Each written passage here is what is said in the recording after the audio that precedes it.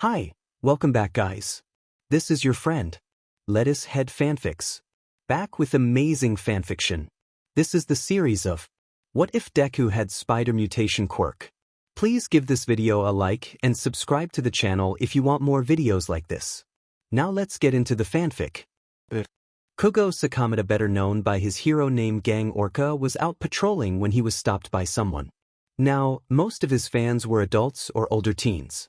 He understood that most younger children found him intimidating, so he was a bit surprised when a child came running up to him with the biggest smile he'd ever seen. "Gang Orca?" the boy said, beaming up at him. The boy had a spider mutation quirk of some kind. He had 4 bright yellow eyes and was covered in green and blue fur. "That I am, and who might you be?" the hero asked, looking down at the child beaming at him. "I'm Izuku Midoriya," he answered. "Well, Midoriya, are you here alone, or are you with someone?" Orca asked as he didn't see anyone with him. "I'm here with my parents shopping. They said it was okay to walk around." Izuku said. "I see, then how can I help you, Midoriya?" Orca asked.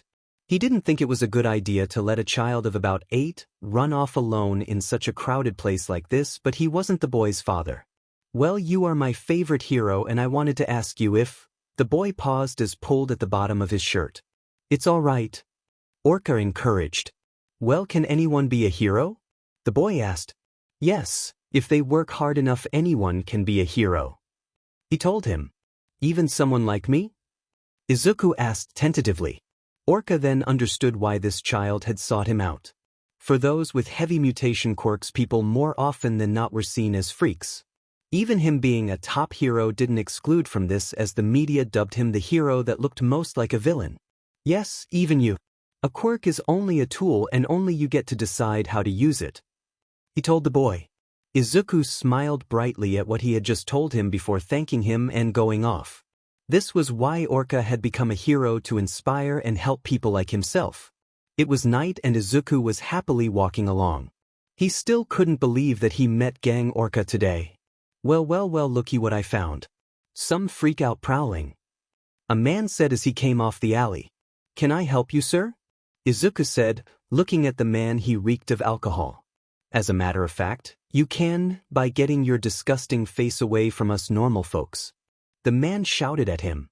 "Sir, you're drunk and I am just trying to walk home now, if you'll excuse me," Izuku said as he tried to walk around the drunk. "You little smartass." The man went to attack Izuku but stopped when he felt something sharp at his throat. "Really, you're a grown man and you're attacking a child." Izuku's whole demeanor changed as looked at the man holding him there with his pair of long spider legs from his back. "You goddamn. Now, is it really wise to insult the person holding what is basically a knife to your neck?" Izuku said, letting his leg dig into the man's skin a bit, drawing a trickle of blood. Izuku's whole demeanor had changed as he looked at human trash. "Please don't hurt me," the man pleaded. "Tell me, if the tables were turned, would you have?" Izuku asked him, and the man started to sweat more at the question. "That's what I thought." "Please no." The man's screams went unheard and Izuku left his body there as he continued his way home. Soon Izuku arrived at a trash-covered beach. He navigated through junk piles until he got to a tin shack. There was no door, just a tarp that covered the entrance. This was where Izuku called home for the last few years of his life. "May, you're still up?" Izuku didn't live here alone. He shared the space with the pink-haired May. She was like him, having a quirk that wasn't what his family wanted, so she was tossed aside just like him. "I'm almost done with my newest baby. What had you out so late?" she asked, and Izuku tossed her wallet full of cash. "Wow, what a haul, where you get it?" "This JRK tried to attack me on the street. Man, his face was priceless." Izuku laughed. "Are you okay?" May asked. "I'm fine, he didn't even touch me, but I did bite him and left him next to a dumpster." Izuku's bites caused people to pass out with no memory of what happened to them. "Oh, you wouldn't believe who I met today." "Who?" she asked. "Gang Orca. He was so cool," Izuku said. "Dang, I should have gone with you to show off some of my babies." May huffed. "I highly doubt he would let a 10-year-old work for him, May." Izuku told her. "Marketing is everything in support, Izuku." She told him. I know you've told me many times before. Now let's go to bed. We have school tomorrow and I have a feeling it's going to SEK.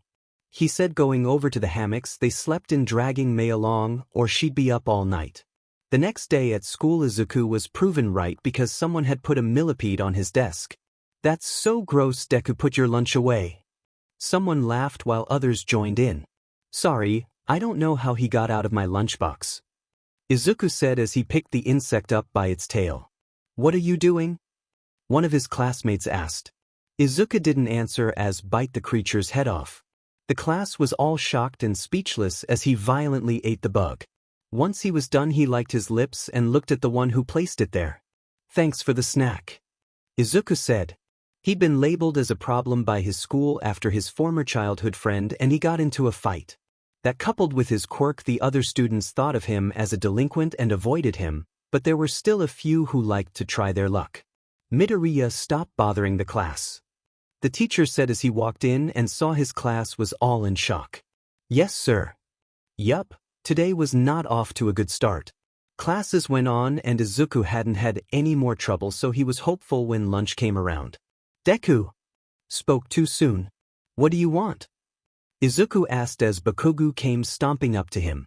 Where were you yesterday? The hag made me go over to your dumb house and Auntie said you weren't there. Bakugu growled. You must have missed me. Izuku said casually. Whatever, freak. Why hasn't Auntie fixed that?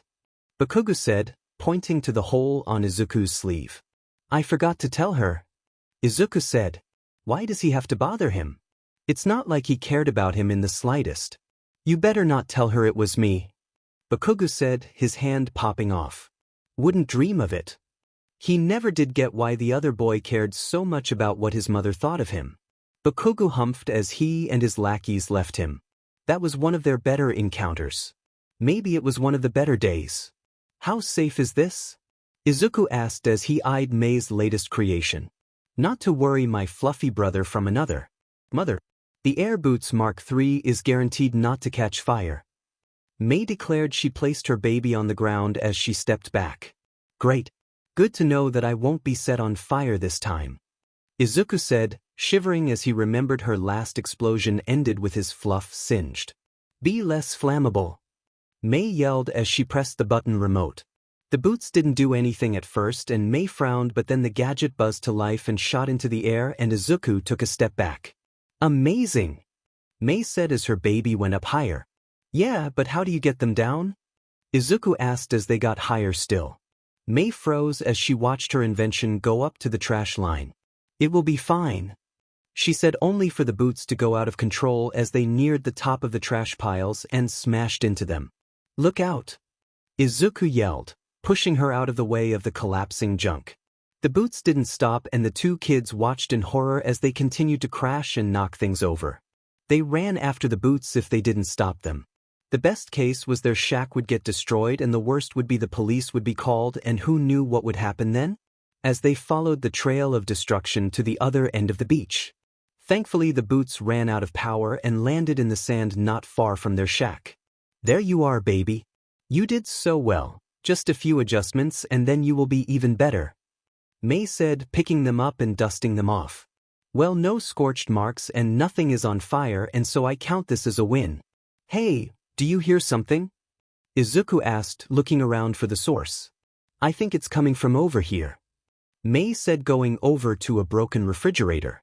On the other side was a group of 3 men. One of the men was on the ground not moving. Mei used her quirk to get a better look and gasped when she saw red sand under him. She backed up only to bump into a large someone. He was holding a passed-out Izuku in his arms. Looks like I found another rat, the bald man said with a grin. Izuku groaned as rubs his head. It was pitch black around him, but his eyes quickly adjusted. This wasn't his and Mei's place. Then the events of what happened came back to him and he sat up quickly. Mei. Are you in here? Izuku called as he looked around.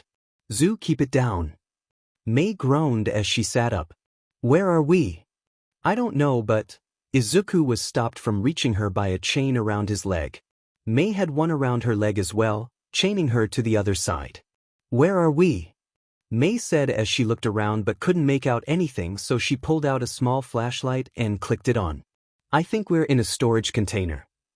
Izuku said as he looked around. There wasn't any way out, but they weren't alone. There was someone else chained up here with them, looking worse for wear. That's the guy from earlier, Mei said, shining the light on him. The man had white hair and was mostly covered in burns and staples. He had his arms shackled to the back wall, unlike them. Maybe to stop him from using his quirk? Get that effing light out of my face. The man growled. The light must have pulled him awake, and the shooting pain in his side kept him there. Hey, don't get mad at us. We're the ones that got caught up in whatever you were doing and ended up here. Izuku yelled back. Just because they were trapped didn't mean this guy could be mean to Mei and get away with it.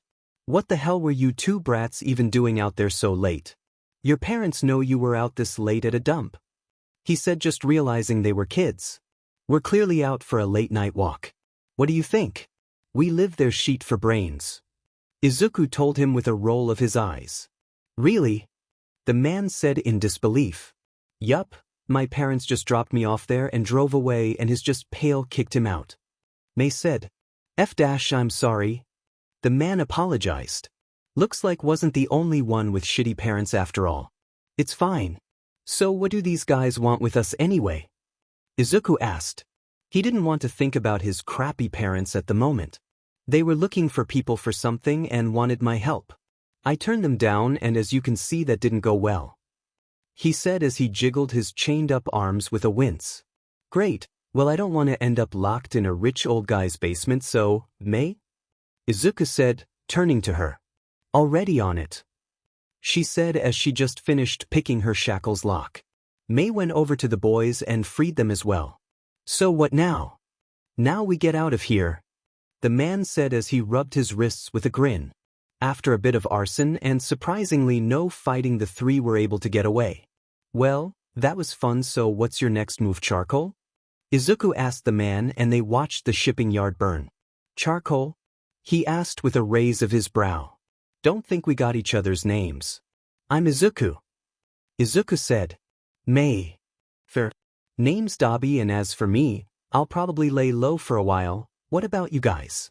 He asked the kids, looking at them. Go back to the beach, why? They made it clear that neither of them could go back to their families ever. Damn it, I can't believe I'm saying this. Come on, you stay with me. Dobby said those guys would definitely come back there to look for these brats, and next time they might not be this lucky. And why would we do that? Izuku asked. Besides the fact that those guys might come back to the beach looking for you? Free food, he offered. Both the kids were underweight, he could tell just by looking at them. Mei, what do you think? Izuku asked her. I'm fine with it as long as I get to bring my babies, she said, casually. Bah, babies? Dobby said, shocked. This girl had babies. She was like 10 at most. She means her gadgets. Mei's a builder and very enthusiastic about her work, Izuku explained. Whenever Mei met someone, she often asked if they wanted to see her babies. Everyone at school thought it was weird that she called her inventions that add that to her uninterested attitude towards people, and it had her in the same boat as him. Outcast and a freak. Fine, but let's her. Dobby yelled as he held his side. The adrenaline was wearing off and the pain was coming back. Hey, are you okay? Do you want to go to the hospital? Izuku asked. He'd seen Dobby's hand had a bit of blood on it. No hospitals, Dobby said. They were too risky, so that only left one choice. Do either of you have something I can bite down on? Here, Mei said, handing him a rag from her back pocket. Dobby placed the rag in his mouth and took a deep breath. This was going to SCK. Lifting his shirt, Dobby ignited his hand and brought it to his bloody side. Woo, you have to tell me about your quirk, Mei demanded once the wound was cauterized. Your flames are really pretty, Izuku said offhandedly, blushing as he realized he said that out loud. That was not the reactions he expected from the two, especially the spider child, but he took that over horrified. Thanks, now let's get going, Dobby said, letting them lead the way. Inko Midoriya hummed as she looked at her wedding picture on the mantle of their new home. She couldn't believe how lucky she was to have such a wonderful husband as Hisashi. So when she found out she was pregnant, the couple was over the moon. She could give Hisashi the child he deserved for making her so happy. Or she thought.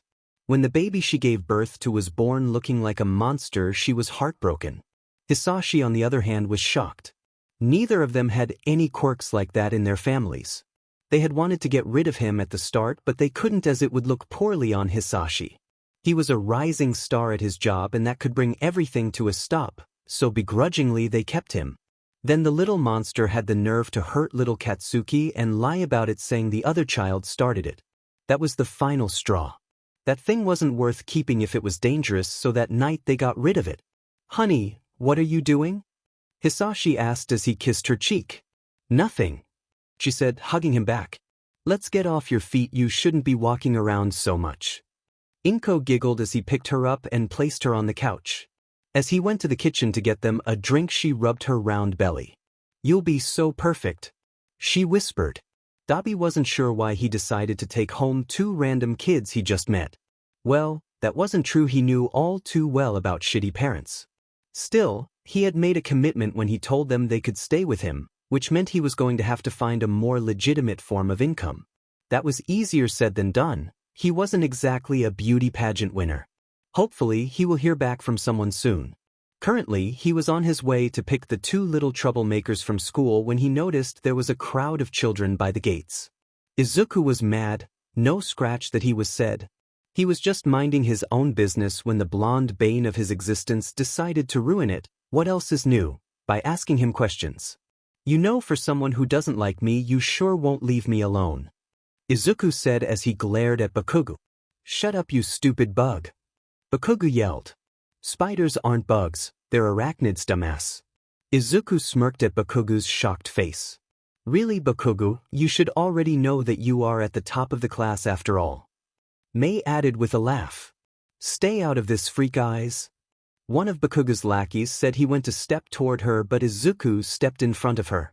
The boy immediately faltered as Izuku glared at him. The boy wasn't brave enough to actually do anything. The only reason he was here was Bakugu. Izuku looked around as a small crowd had gathered around them. He looked past the crowd and the teachers were back there pretending not to see what was happening as usual. "Is there a problem here?" Everyone turned around to see Dobby, dumb name, there behind them. The other kids were quick to run off seeing the man's burned appearance. "Nope," Izuku said as he and Mei went over to his side. "Deku, what are you doing? Get away from the creep," Bakugu yelled as he pointed at Dobby. "No, I don't think I will," Izuku told him as they walked off. "Your parents will be worried sick if you go with that guy," Bakugu said as he followed them. To his shock, Izuku stopped and started laughing. "Ha! Are you for real right now? I haven't lived with those assholes in years, so who I go with is between me and my gods of chaos," he said. "You're lying, they would never do that," Bakugu yelled. He didn't even think as he ran at Deku, his hand popping off, but before he could reach him, Dobby's hands grabbed his wrists and pulled him to meet his gaze. "Now, I don't normally hurt kids, but I am willing to make an exception for you, brat. If I see you near my brats again, there won't be even ash left of you," Dobby whispered into his ear, his hand heating up as he did. He didn't wait for Bakugu to respond and dropped the pale child. Bakugu watched as they left. It had to be a lie. There was no way auntie or uncle would do that. They were the nicest people in the world, weren't they? Once they got to Dobby's apartment, Izuku was quick to jump into the web he'd made in the corner of the living room. While Mei asked if he had a laptop she could use. "Yeah, hold on a second," Dobby said. He went to his bedroom to get it. He offered the kids the room, but they said the living room was fine. He nearly had a heart attack when he woke up in the morning and Izuku had made a giant web to sleep in. "Here. Thank you," she said and went to work typing. "So I think you need a better name," Izuku said as he looked at Dobby. "What are you talking about?" he asked him. What was wrong with Dobby? He thought it was cool. "I can respect you changing your name, but I think you went a little too my chemical," Izuku said. "Oh, and what would you have gone with, Itsy Bitsy?" Dobby challenged as if he could do better. "Azul, Moyasu, Azrael, Ash, Kaji, Azazel, Angie, Wisp, Drake, Ebo, Huracan, or..." Okay, I get it." He didn't think he'd be called out like this by 8-year-olds. though he had to admit some of them weren't bad. Suddenly his phone went off. He checked it, and it was one of the jobs he applied for. They said they wanted an interview with him. What made you so happy? Izuku asked him. I got an interview at this fancy club. The pay at those places was always good. He might even be able to get a better apartment. Don't those places need paperwork and stuff? May asked. Sheet. That might be tricking seeing as he didn't have any. Looks like he was going to have to call that slime ball. Don't worry, I got you covered. Just need to overhaul your computer real quick. May said, getting a mad look in her eyes as she started to take the laptop apart. That thing better not raise up and try to kill the human race. That's my job. Izuku said. You worry too much. May laughed. Dobby's sweat dropped as he watched. What had he gotten himself into with these two? Dobby liked to think of himself as a pretty tough guy. He'd been in a lot of shit since he left his hellhole, burned a person or two alive, fought off gangs, and all types of other shit he rather not think of, but never has he seen an 8-year-old build something like this in a matter of hours. The computer May had built was like something out of a sci-fi movie, and the girl just smiled proudly as she got to work on her second project. Hacking into the government systems, which she looked all too happy to do. So what do you want the surname to be? May asked as she went on typing. Put Lucky for the surname. That good with you too? Dobby asked, surprising the two kids. Why are you staring? You mean this is for us too? Izuku asked. Listen, I meant what I said before. I don't share my soba with just anyone you know, so you're stuck with me. Dobby told them, and he watched as Izuku dropped his mask a bit and smiled. No take-backs. Izuku said, dashing his leaking eyes. No take-backs. Dobby said. Okay, I also changed our school contacts to you. The other stuff will be ready the day after tomorrow. May said.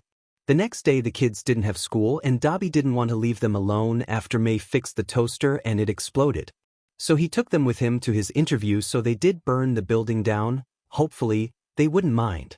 During the walk to the club, they heard something. Dobby told the kids to stay back while he went to check it out. When he got there, a group of 4 men has surrounded a man. You got a lot of nerve walking around here and not paying the toll. One said. Or don't, and we all get new belts.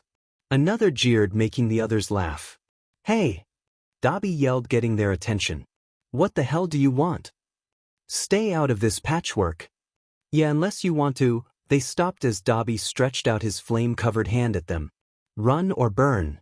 Dobby threatens, his eyes burning like his flames. This isn't over. The leader said as they ran off, only to be caught in something at the other end of the alley. Looks like I coughed some bugs in my web. Izuku said as he crawled down from his hiding place on the wall, May right behind him. I told you to stay back. Dobby said, exasperated, before he turned back to the man. He had long golden hair and sharp features, and from the waist down he had a long snake body instead of legs. You have my thanks for the assistance, young man, and you too, little spider. I'll call the police to pick up these ruffians. So who do I have the pleasure of thanking? The man asked as he took out his phone. Dobby, he said.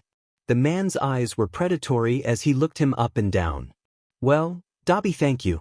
My name is Orochi, he said with a small chuckle.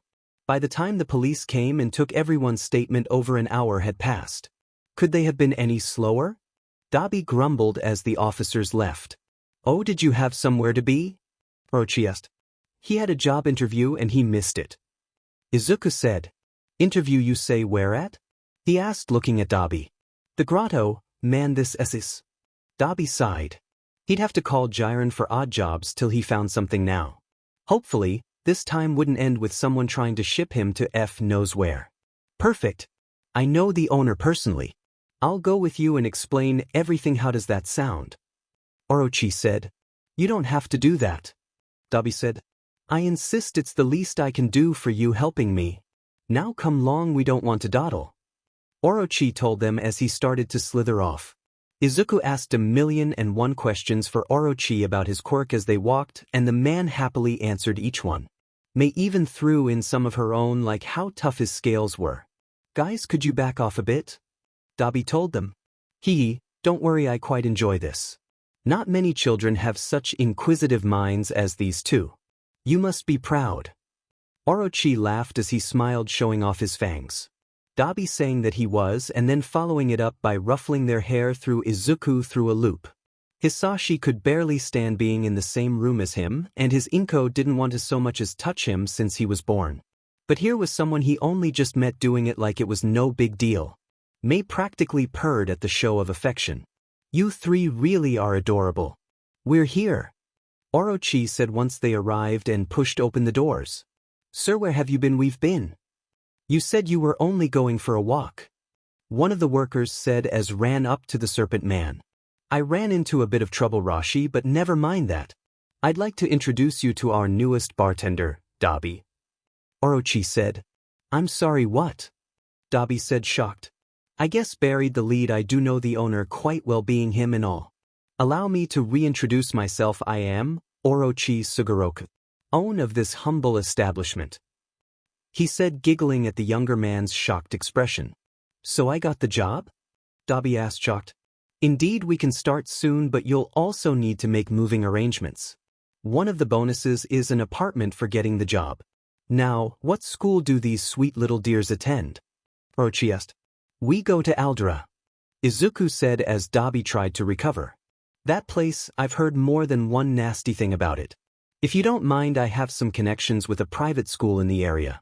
You'd have to take a test, but that's really more of a formality," Orochi offered. "I don't know what to say," Dobby said as he started to recover. "Say yes. You're one of us now, and we looked out for our own here. Isn't that right, Rashi?" Orochi asked. "It's true," Rashi said. It had been 1 month since Katsuki had last seen Deku. He asked the teachers and they told him that the spider child no longer was their problem and not worry about him. That didn't make any sense. Auntie would have told them if the other boy was changing schools, wouldn't they? What Deku said came to mind, so that night he told his parents about it and they went for a visit to clear everything up.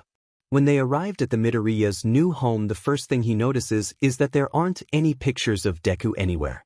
"Mitsuki, it's so good to see you all. It's been too long," Inko greeted as they sat down. "I'll say it has. Look at you," Mitsuki said, waving to the green-haired woman's belly. "Yes, Hisashi and I are so excited about our first child." Inko smiled. "Yup, we've been busy setting everything up and there is still so much to do before they get here," Hisashi said as he placed the tray of snacks down. "What are you talking about, first child? You have little Izuku, remember?" Mitsuki laughed. "It was just new. Baby jitters, right? Come on now, Mitsuki, that thing was never our child.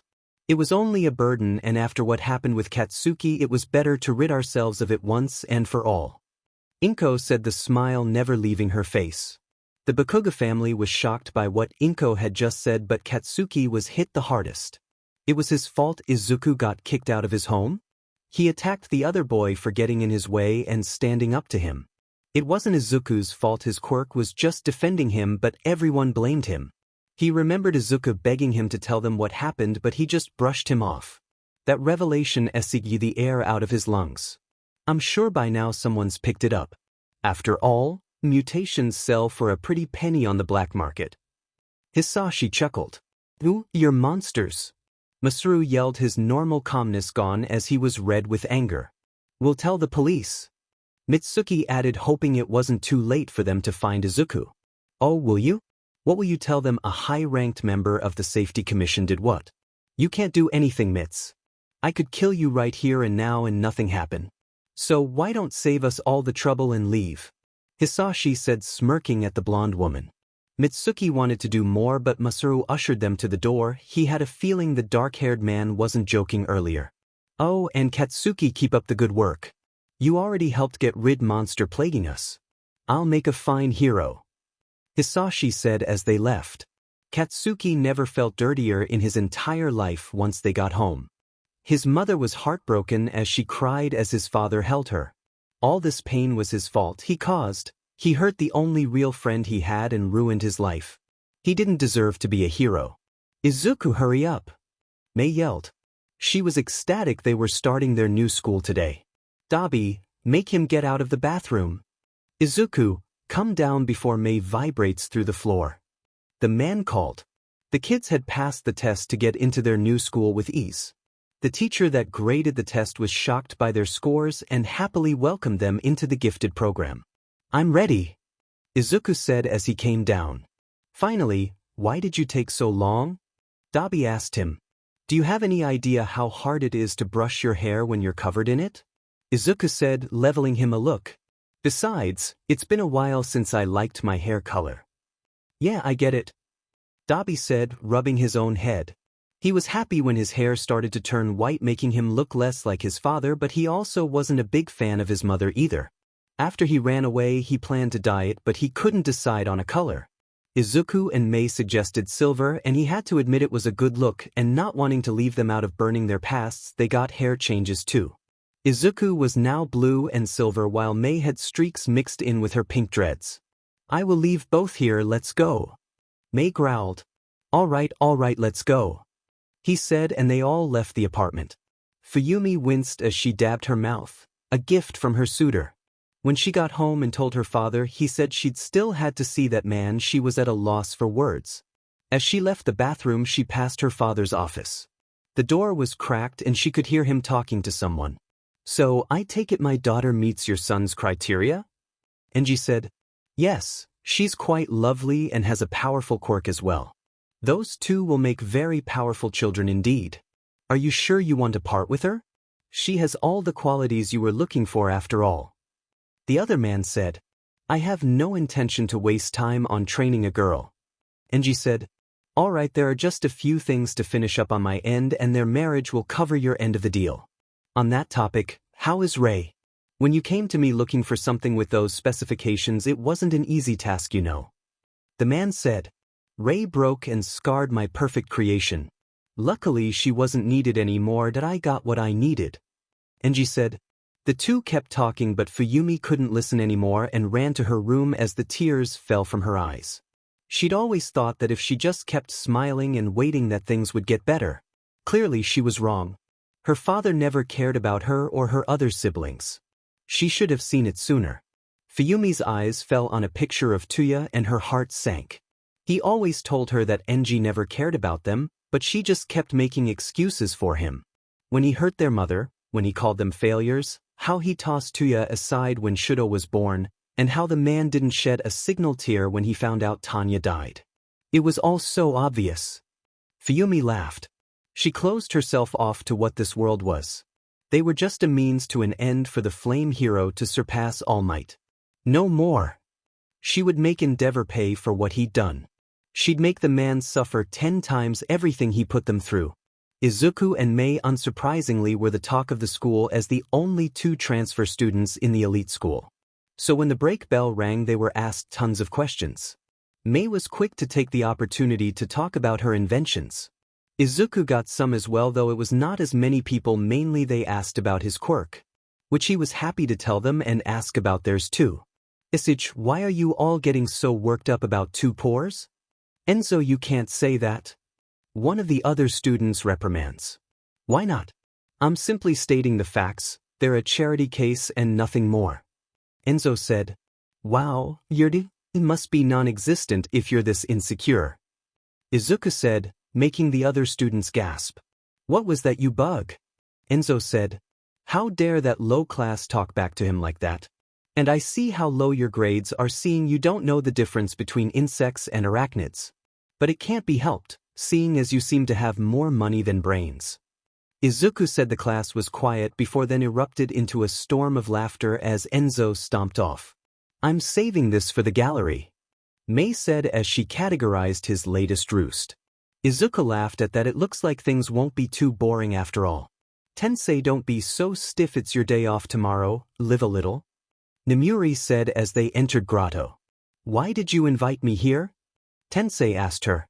"Can I hang out with my friend? Besides Hizashi, Shoyuda, and Oboro can't they just adopted a kid? So just come on and enjoy the single no kids life with me." Nemuri told him with a smile. "I don't see how this type of place isn't really my's." Suddenly the speed hero stopped seeming to be in a trace. "Tensei, what are you?" "Oh, I see." The R-rated hero smirked as she followed his line of sight to the bar where a silver-haired man was lighting drinks with his quirk. "So that's your type, you should go talk to him." I don't know Nemuri. He seems busy. Tensei stammered, waving his hands about. Then we better get his attention then? Barkeep, we need another round for me and my buddy here. Nemuri said, pulling the failing Tensei along with her to the bar. This was going to be a fun night. So, Tensei has a crush?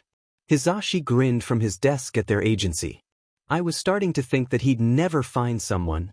Are they cute? Oboro asked Midnight with a laugh. Oh, very, want to see a picture I took? The R-rated hero offered as she pulled out her phone. Are you three just going to talk like high schoolers or are you going to do actual work? Shoyuta said grumpily as he walked in with his coffee. Come on, Sho, aren't you a bit curious to see what Tensei's type is? Midnight asked, waving her phone in hand. The underground hero growled but looked at the picture and was a bit surprised. Not what I expected. Shoyuta said, glancing at the picture. I know, right? Who would have thought he would go for the bad boy type? Hizashi said. Then again, people said that about the three of them as well. Hey, what do you think about giving Ingenium a little push? Oboro grinned as he started to form a plan. Since living with Dobby, Izuku noticed something about the older man. He wasn't one to talk about feelings or other mushy stuff like, thank gods, that, but he did like showing affection in other ways. Mainly by small acts like hair ruffles, head pats, and other small things like that. At first, Izuku wasn't sure how to react to this and would freeze unsure of what to do, but now, he found himself seeking it out and reciprocating, his favorite being what May dubbed the cuddle pile, which they all loved. Dobby said it was likely to do with them all being touched starved for so long. Zoo! Wake up unless you want to stay in the blast zone. May yelled, pulling him from his thoughts. Come on, James. Izuku said, picking up a goose that was standing next to him and rushed to a safe distance. Explain why I let you keep that thing again? Dobby sighed as he pinched the bridge of his nose. Because he fits in with us perfectly. Izuku said as he pets the goose. Last week Izuku found the poor creature being picked on by some kids and he scared them off. The bird hadn't left Izuku's side since then and threatened most that he didn't approve of. And how does it exactly?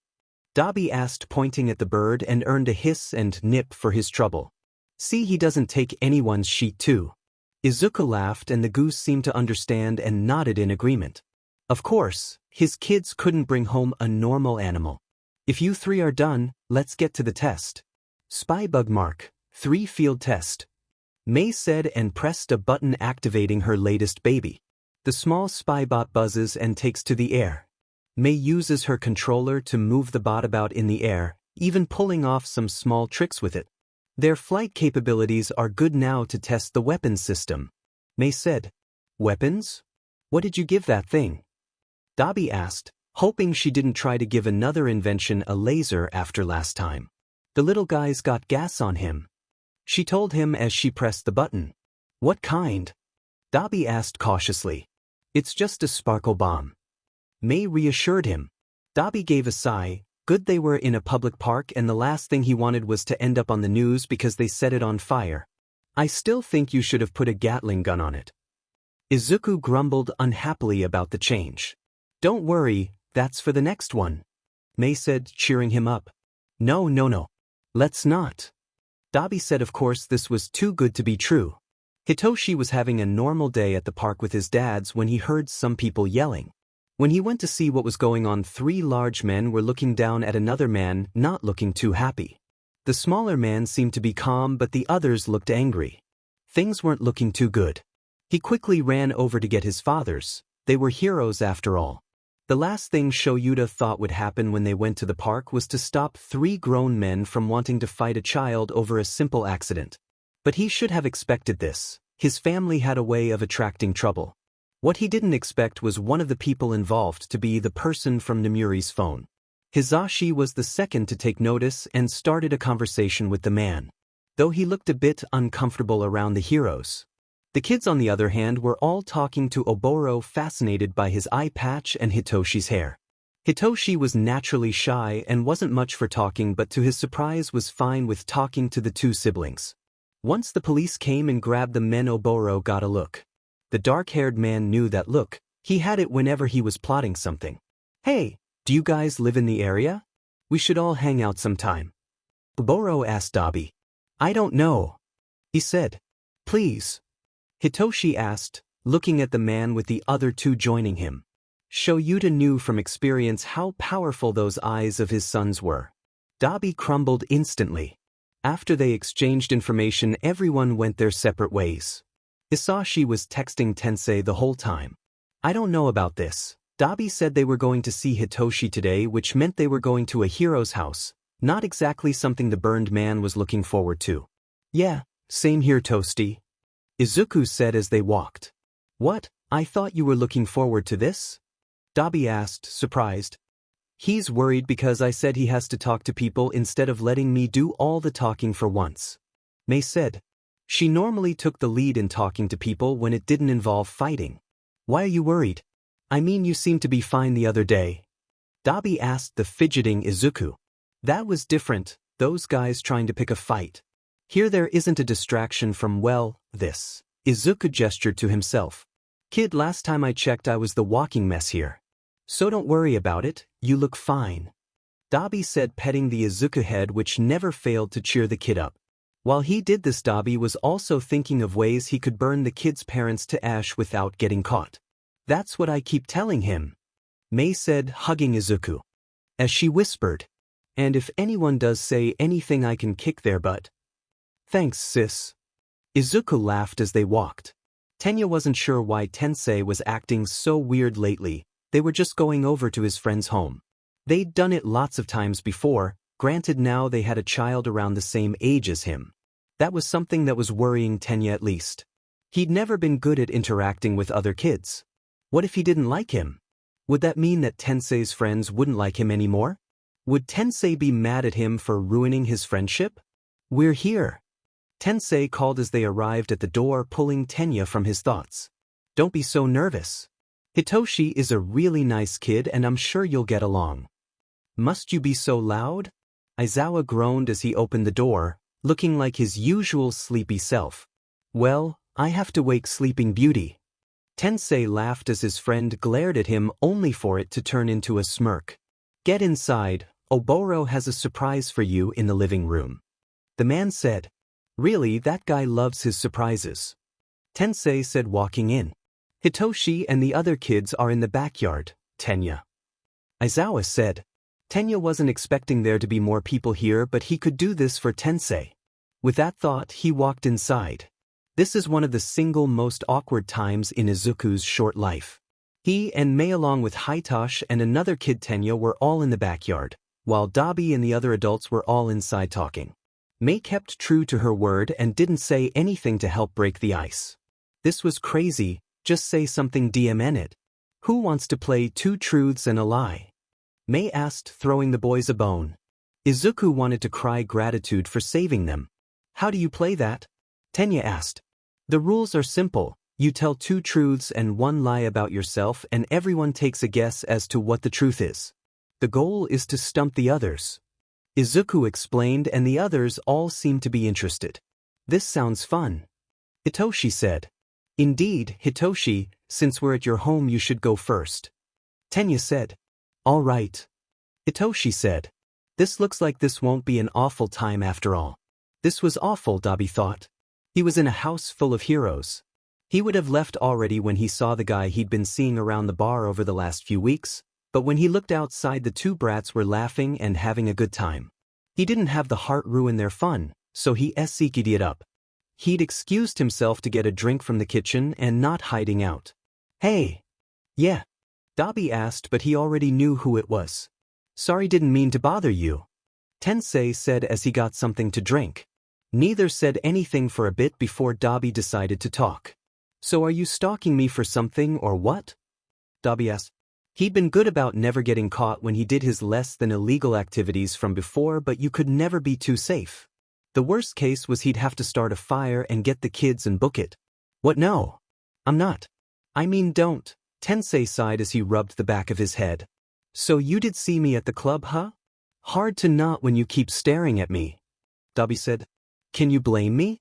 I mean, you're so hot that you make Endeavor look like a matchstick. Tensei said, blushing but making Dobby laugh. Tensei panicked at his F'd up. Of course, He would laugh as he wished the floor would open up and swallow him. Dobby spoke. Blue flames do tend to be hotter, buddy. So I take it this whole thing was your doing? Dobby said, wiping his eye. What? No, this was all Loboro and Zashi. I had nothing to do with this, you have to believe me. Tensei said, waving his arms about. That makes sense. I'm glad you're not some stalker that would have been a hassle. Dobby said. Good, the last thing he need was to be on the run for burning down a hero's house. Would going out for coffee be a hassle too?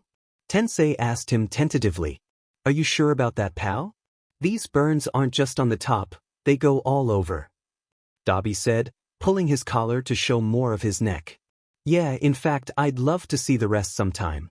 Tensei said with a blush. Play your cards right and you might. Dobby said, hiding his own blush.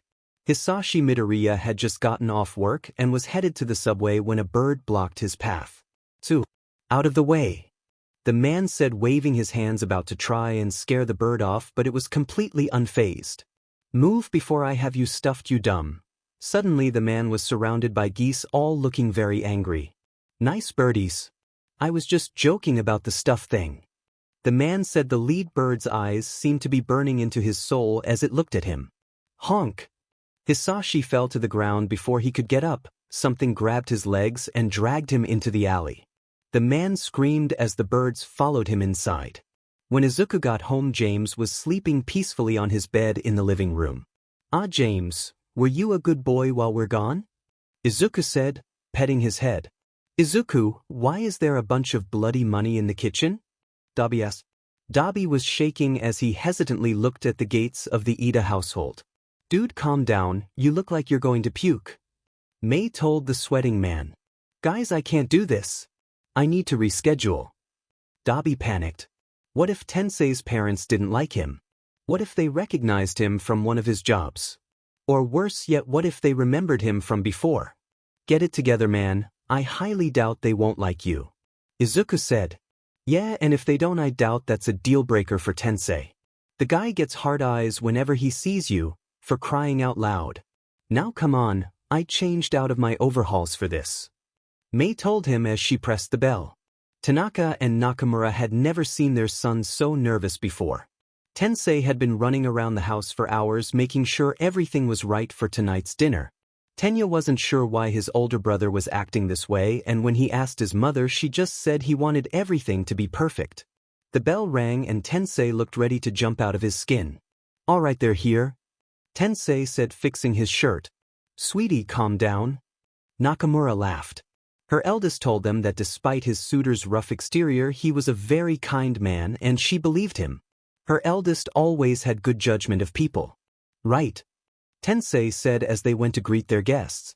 When the Idas got to the entrance, Nakamura understood why her son was nervous about the meeting. It's so lovely to finally meet you. Nakamura said, pinching her husband to pull him out of his haze to follow her lead. They'd been waiting weeks to meet Deku after hearing about him from Tessani. Yes, my son has told us much about you. Her husband said, extending his hand. Still a bit concerned, this was the person his son had been seeing for the past few weeks. The pleasure is all mine, sir. The young man said, taking his hand. This night was going to be an interesting night, Nakamura thought as they went to the dining room. Izuku and May were in awe of how big Tenya's house is. It was crazy, the dining area was huge. Izuku couldn't help but think of the webs he could make here. The dinner went and Izuku had a new respect for the lady of the Ida family for her ability to grill Dobby with a smile on her face. If she could make the burned man squirm like this, then he could only imagine what she did to villains. Mr. and Mrs. Ida, may Izuku, Tenya, and I be excused, please? May asked. Such a polite girl. Of course, you can, sweetie. Tenya, why don't you show them the garden? Nakamura said. Yes, mother. Tenya said, leading them outside. Tenya, do you have a training area out here? May asked as she took in all the space. We do. Why? Tenya asked as May got a look in her eyes, one that Izuku knew all too well. You better get a helmet. He chuckled. Dobby wasn't sure what to think when Tensei's mom asked him to help her with something in the kitchen. Tensei offered to help his place, sensing Dobby's apprehension, but his father asked him to help else. Tensei mouthed sorry as they were led in different directions. So, Dobby, what are your intentions with my son? She asked, folding her arms as she waited for his answer. William, that is to say. No need to be so nervous, Dane. Tensei is quite taken with you. In fact, I've never seen him this happy. She told him. Dobby could barely hold in his flames as they flickered with joy at hearing that. He didn't think that he was a good match for Tensei sometimes. The man was always so kind and understanding. Still, that didn't stop him from thinking he wasn't good enough. Meanwhile, Tensei was going through similar questioning from his father but was stopped when they heard yelling coming from outside. The adults went to check on the kids. Dobby paled at what he saw once outside. Tenya was running faster than he'd even seen him, while Izuku, who was flailing in the air as he was dragged along by a thread on the larger boy. Tenya, stop. Tanaka said as he watched the scene. I can't. Tenya yelled as he kept running. I got this. Tensei said as he quickly sprang into action. Catching Tenya normally wasn't something that he normally had a hard time with, but this time he had a bit of trouble and ended up tackling Tenya in order to stop him, and while Dobby caught Izuku. Are you two all right? Tanaka asked, going over to check on the two children. Yeah. Izuku said. I believe so. Tenya said. Thank goodness. Tenya, you know better than to try a reciprocal burst without an adult. Tensei said, happy Tenya was okay. I wasn't doing a burst. Tenya said. You weren't. How the heck was Tenya able to go that fast then? This was my fault. Mei said, drawing everyone's attention to her. Tenya told me his quirk worked with juice, so I wanted to make him one that would help him go faster. I didn't think it would make him lose control. Mei sniffled. I am sorry about this. Dobby said this was not how he wanted the night to go. While I can't say I'm not surprised, I'm just happy no one got hurt, but next time you want to test something like this, please ask one of us first. Nakamura said. Really? Mei asked, wiping her eyes. Yes, and who knows, maybe you'll be able to perfect it, then I can use it for my hero work. Tensei said. You have no idea what you signed up for? Dobby told him. What do you mean? Tensei asked but when he looked down at Mei, her eyes were shining as she looked at him. He might be in a bit of trouble. Dobby laughed. This turned out to be a great met the parents after all. Izuku was whistling as he helped Mei carry a box of parts back home. What are you building anyway? Izuku asked as he walked down the street. Nothing new right now, but I am upgrading my flybot. She told him. Honk. What is it, boy? Izuku asked as James charged ahead. Don't see what the big deal is, runt. The larger Kaido boy said. Yeah, all you gotta do is get the teacher to give us the answers to the test. The other boy's lackey Shido said. I don't want to. Hitoshi said. These two were always trying to get him to do things like this. Normally he was able to avoid them, but today they were able to corner him. Why not? It's not like your quirk is good for anything else. Kaido said, pushing his shoulder. This wasn't good. Hitoshi was trapped. How do I get out of this? Honk. Hitoshi knew that sound anywhere. There, standing at the mouth of the alley, was an angry-looking James. What with the stupid bird? Shido asked. Get out of here. Kaido said as he picked rock to throw at James, only for something to hold back his hand. What the? The boys all paled as they looked up and saw someone clinging to the wall. That's not very nice. He said, not taking his glowing yellow eyes off them.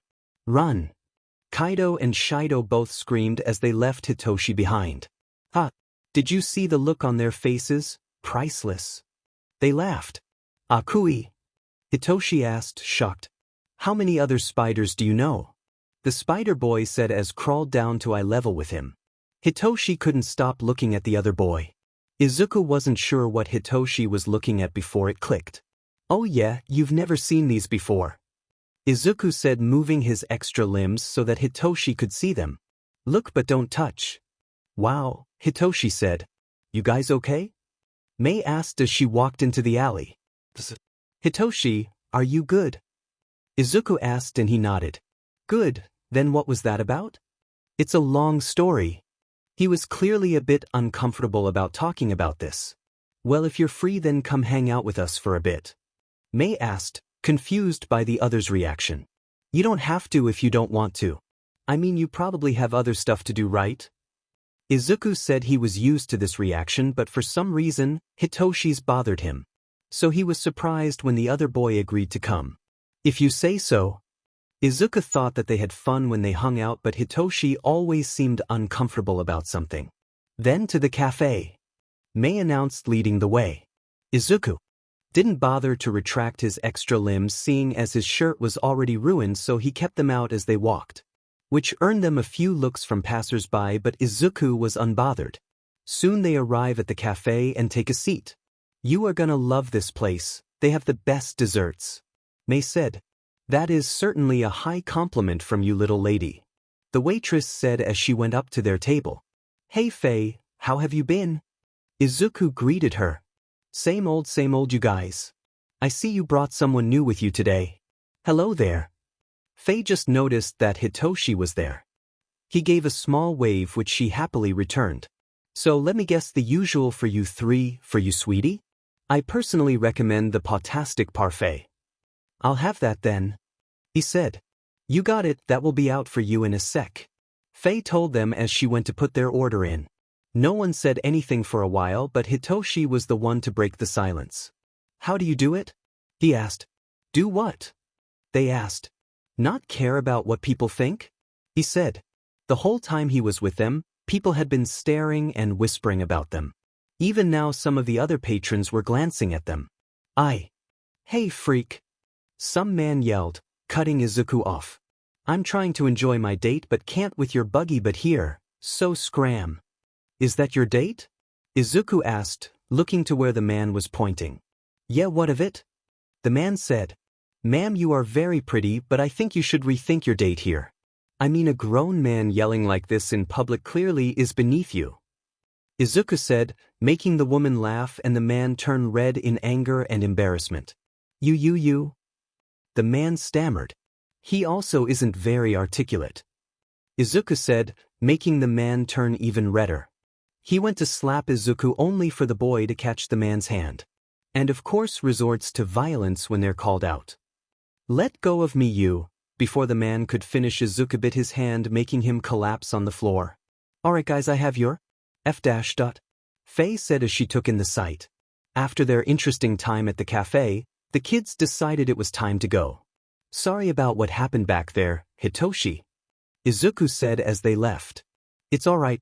Does that kind of thing happen to you a lot? The purple-haired boy asked. My whole life, at a certain point you have to make the choice not to care about what some people think about you. Don't give other people that power over you. Izuku told him. Hitoshi looked thoughtful for a moment. Even if your quirk is a villain's? Hitoshi asked. That's when it all clicked and Izuku wanted to laugh, so that's what the other boy was worried about. Dude, I literally look like something out of a monster movie. You think I give a flying F and a half what someone's quirk is? Izuku laughed. Even if it's brainwashing? Hitoshi said. Firstly, that's cool as hell, and secondly, no, I still don't care. Don't let what others expect of you define you. Izuku told him. I can't believe you didn't tell me about this sooner. I have so many ideas for you. I'm going to head home right now and work on my newest baby. Mei cheered as she ran off. Mei, wait. I have to catch her. See you later, Hitoshi. Izuku said as he ran after his sister. Later that night, the Dobby was confused as James walked up to Izuku with a gold watch in his beak, looking all too pleased with himself. Oh, look at you all. Nakamura said. My babies are all grown up. Oboro said as they took another picture of Izuku, Mei, Tenya, and Hitoshi. Pops. Hitoshi groaned at his father's antics. Guys, we have to get going soon or we'll be late. Izuku said. Can you blame them? I mean, it seems like yesterday you guys were blowing up the shed and now look at going to take the UA entrance exams. Tensei sniffled as he thought back to their younger days. Wheels, you can reminisce later, they have to get going. Dobby stopped before Tensei got started. Fine, everybody ready to ship out? Boro asked. Shoyuta and Hizashi were already at UA helping get together with the other teachers. Before you go, I made you all lunch. Nakamura said, handing them each a bento and one final hug as they left. I can't believe we're really here. Hitoshi said. They looked up at the gates. Now listen up, you three, Mei said, getting the boys' attention. All three of you better get in. After all, I only make babies for the best and I can't do that if you all don't pass. So you better get in, Mei said, leaving no room for arguments. Okay, little sis. Izuku smirked, patting her head. He had a bit of a growth spurt over the last few months and was now the tallest of the group, much to Mei's dismay, having been taller than him until recently. Mei kicked Izuku's leg, making him yelp. Mei, that's highly inappropriate conduct. As potential UA students, we should act appropriately, Tenya said. You're lucky. Bye guys, I'll see you later. Mei waved as she ran off to her test. We should get moving too, Hitoshi said. He was taking the recommended exam in another part of the school. Izuku and Tenya were offered to take that exam as well, but Tenya wanted to earn his spot at UA. Izuku wanted to as well, but he also heard that those taking the practical test would be fighting robots and he wasn't going to pass that up. Once they got inside, Hitoshi went to his exam area while Izuku and Tenya headed to the stadium. Even though it was still early, seats were filling up fast. They found some open spots in the middle row. There are so many people here, Izuku said, looking around as more people poured in.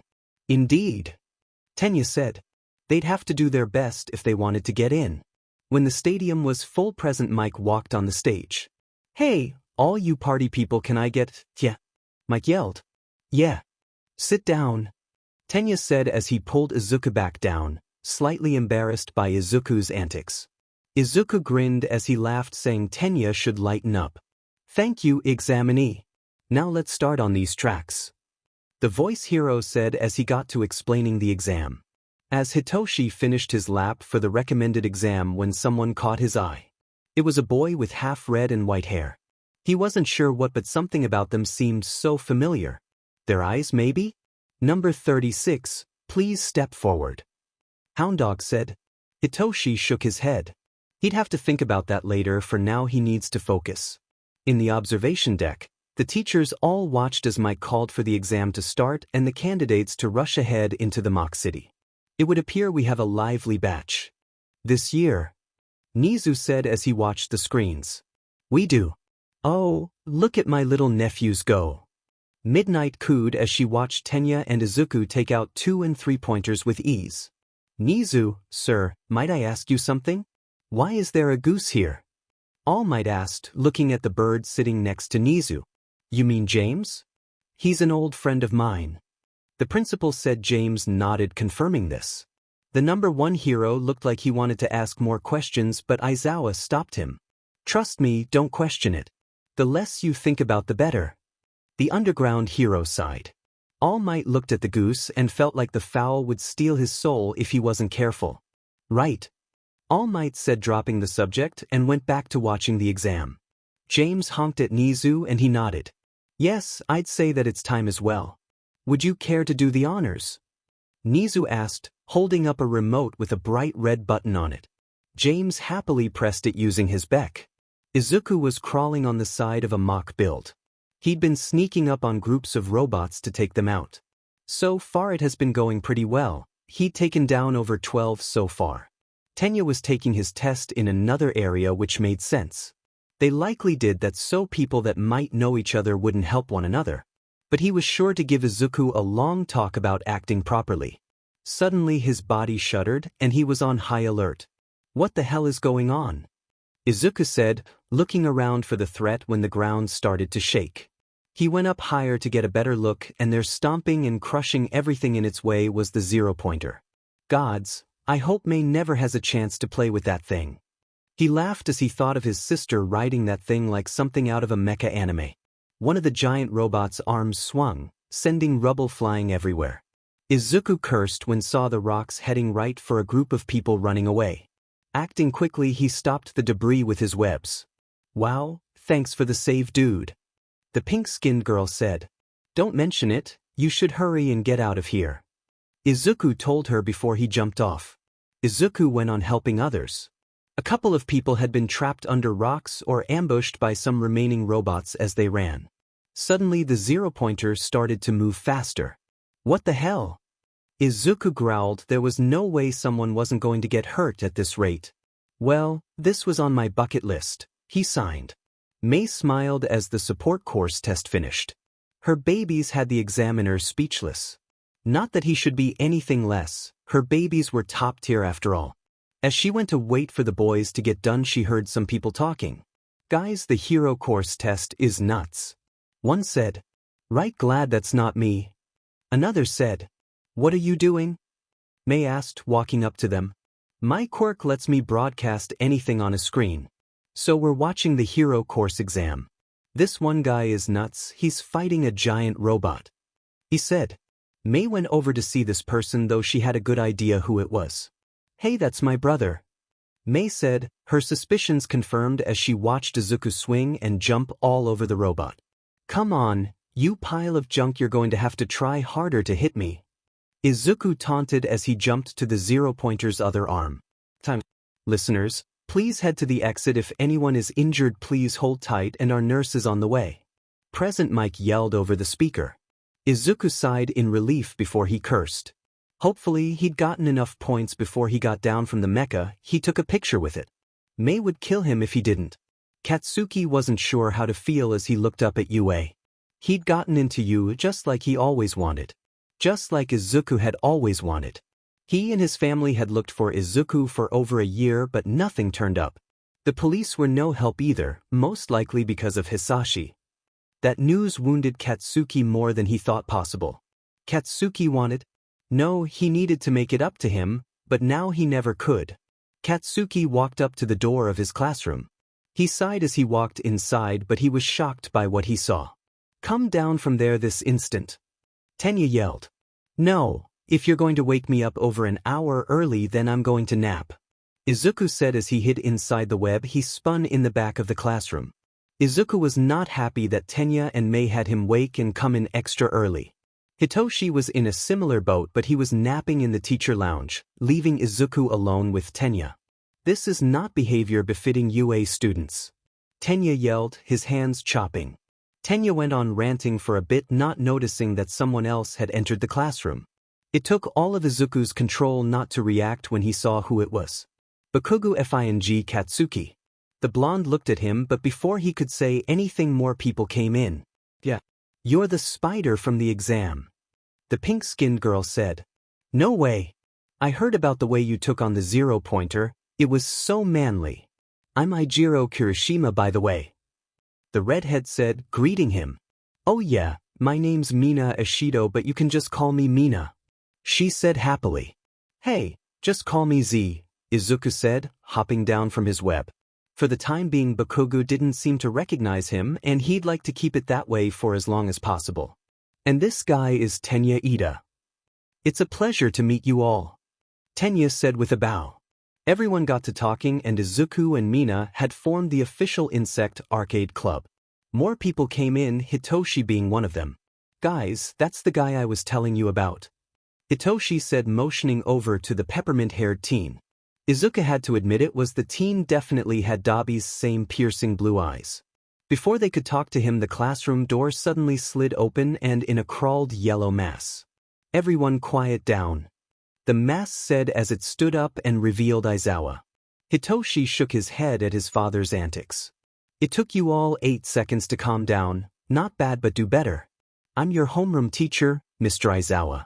Everyone take a gym uniform and head outside, the underground hero said as he passed out the gym outfits to everyone.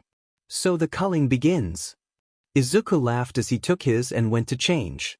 Katsuki glanced back every now and then to the spider teen as they got to the changing room. Could that be? No, that couldn't be. The blonde shook his head to clear those thoughts. Are you seriously not going to wear a shirt? The tired-looking teen asked the spider boy. There's no point, it'll just get ripped anyway. The spider said. Hey, buddy, see something you like? He yelled, taking note of Katsuki staring. As if she'd head. Katsuki yelled back, making the other laugh. That is no way to speak to your fellow classmate. The glasses-wearing teen scolded. Whatever. Katsuki huffed as he finished and left. Izuku couldn't help but laugh as he called the blonde out. His face was priceless. He'd have to play it cool, though he didn't want Bakugu putting things together, at least not yet anyway. Aizawa explained what they'd be doing out here, and Izuku and his friends weren't that surprised by it.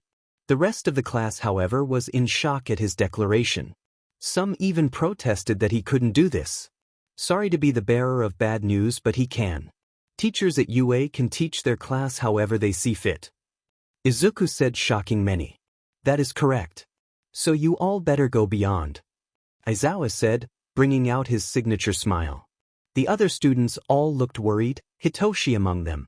Come on guys, if we let this shake us, then how are we going to be heroes? Izuku asked everyone. He's right, a hero cannot shake in the face of adversity. Tenya said. Yeah, we got this.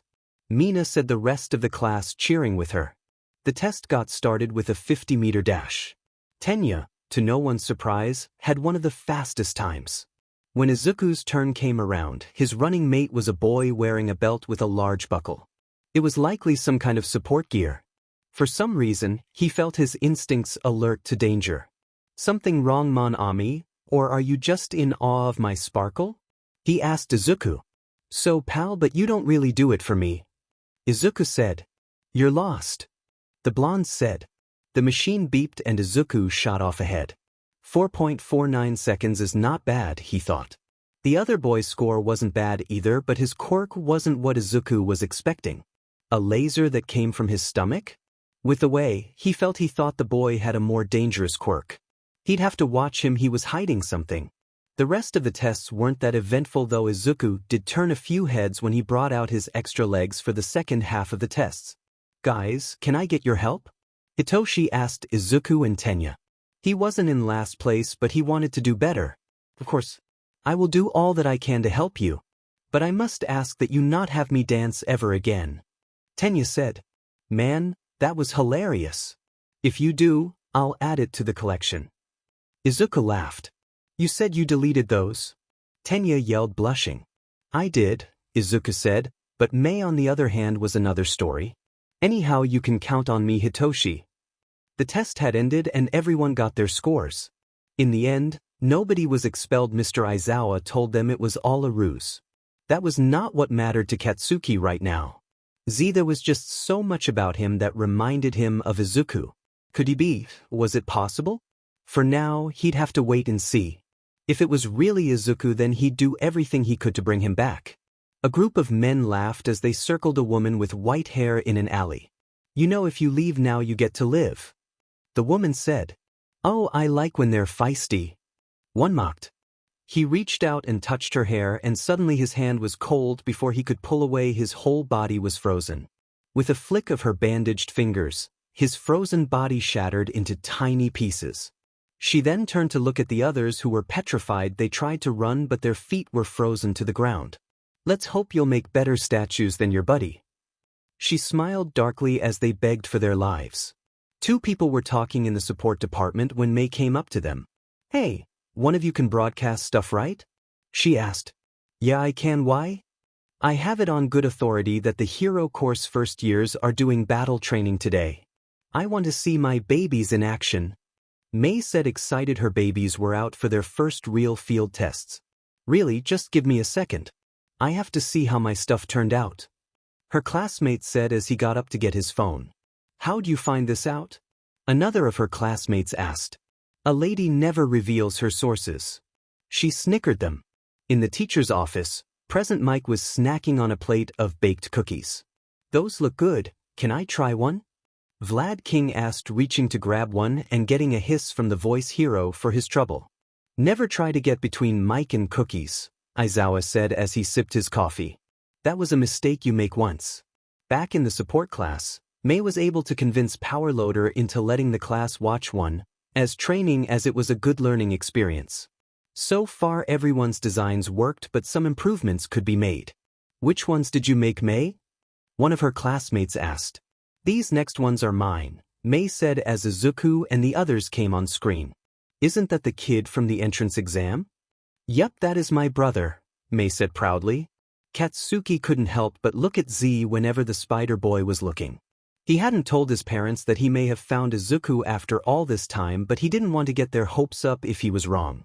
Other than possibly finding long-lost people from his past, another strange thing had happened to Katsuki recently. He swore he saw something looking in his window the other night. He chalked it up to nerves, but still, he couldn't help but wonder what that was. Izuku was vibrating with excitement as they waited for the rest of his class to get dressed. His hero costume was a blue breastplate that matched his hair and black tights with blue leg guards. I must say Mei outdid herself. Tenya said his armor was similar to his family's but much more flexible in the legs. The armor was light but strong, and at his waist was a container for him to drink from. "You two are so immature." Hitoshi sighed as he fixed his voice changer. "Say the guy who dressed like a mini version of his dad's." Izuku grumbled, making Hitoshi blush. Hitoshi's hero costume was a black leather jacket with baggy pants. Strapped to his back was a short bow staff. Around his neck was capture gear much like Aizawa's, the difference being it was purple to match his hair. "Kennet, web for brains," Hitoshi said back. Before the pair could start arguing, All Might came and explained what they were doing for the training exercise. Izuku was a bit worried when All Might pulled out a box, so the teams were random. His luck, he'd probably end up with Bakugu. As he reached inside the box, he prayed to not be on the blonde's team. He nearly cheered when he saw he was on Mina's team. "Heck yeah, Team Cool Eyes." Mina cheered, pumping her fist in the air. "Hell yeah, I feel sorry for anybody going up against us." Izuku smiled, however his good mood was soon ruined by who the villain team was. Bakugu. Of FING course. "So Bakugu, what should our plan of defense be?" Tenya asked his teammate. They were playing the villains for this exercise. Though he loathed it was important for heroes to understand the criminal mindset, had it as he may. "Just stay here for eyes. I'll handle the Fong face myself," Bakugu said. "I can assure you that Izuku isn't." "What did you just call him?" Bakugu yelled, cutting off Tenya. "Izuku?" Tenya was confused. Did he know Izuku and Mei somehow? He doubted that neither had ever mentioned Bakugu before, but still. "Do you know him by chance?" "That's none of your business," Bakugu growled before he stormed off. "What was that about?" Tenya wondered after the blonde slammed the door. Katsuki punched a hole in the wall after he left. So it was Izuku this whole time and he didn't even say anything. Was it that weird guy from before? What had he done to him? Izuku was so different from before. Whatever the case, he was going to get answers and get Izuku away from that man.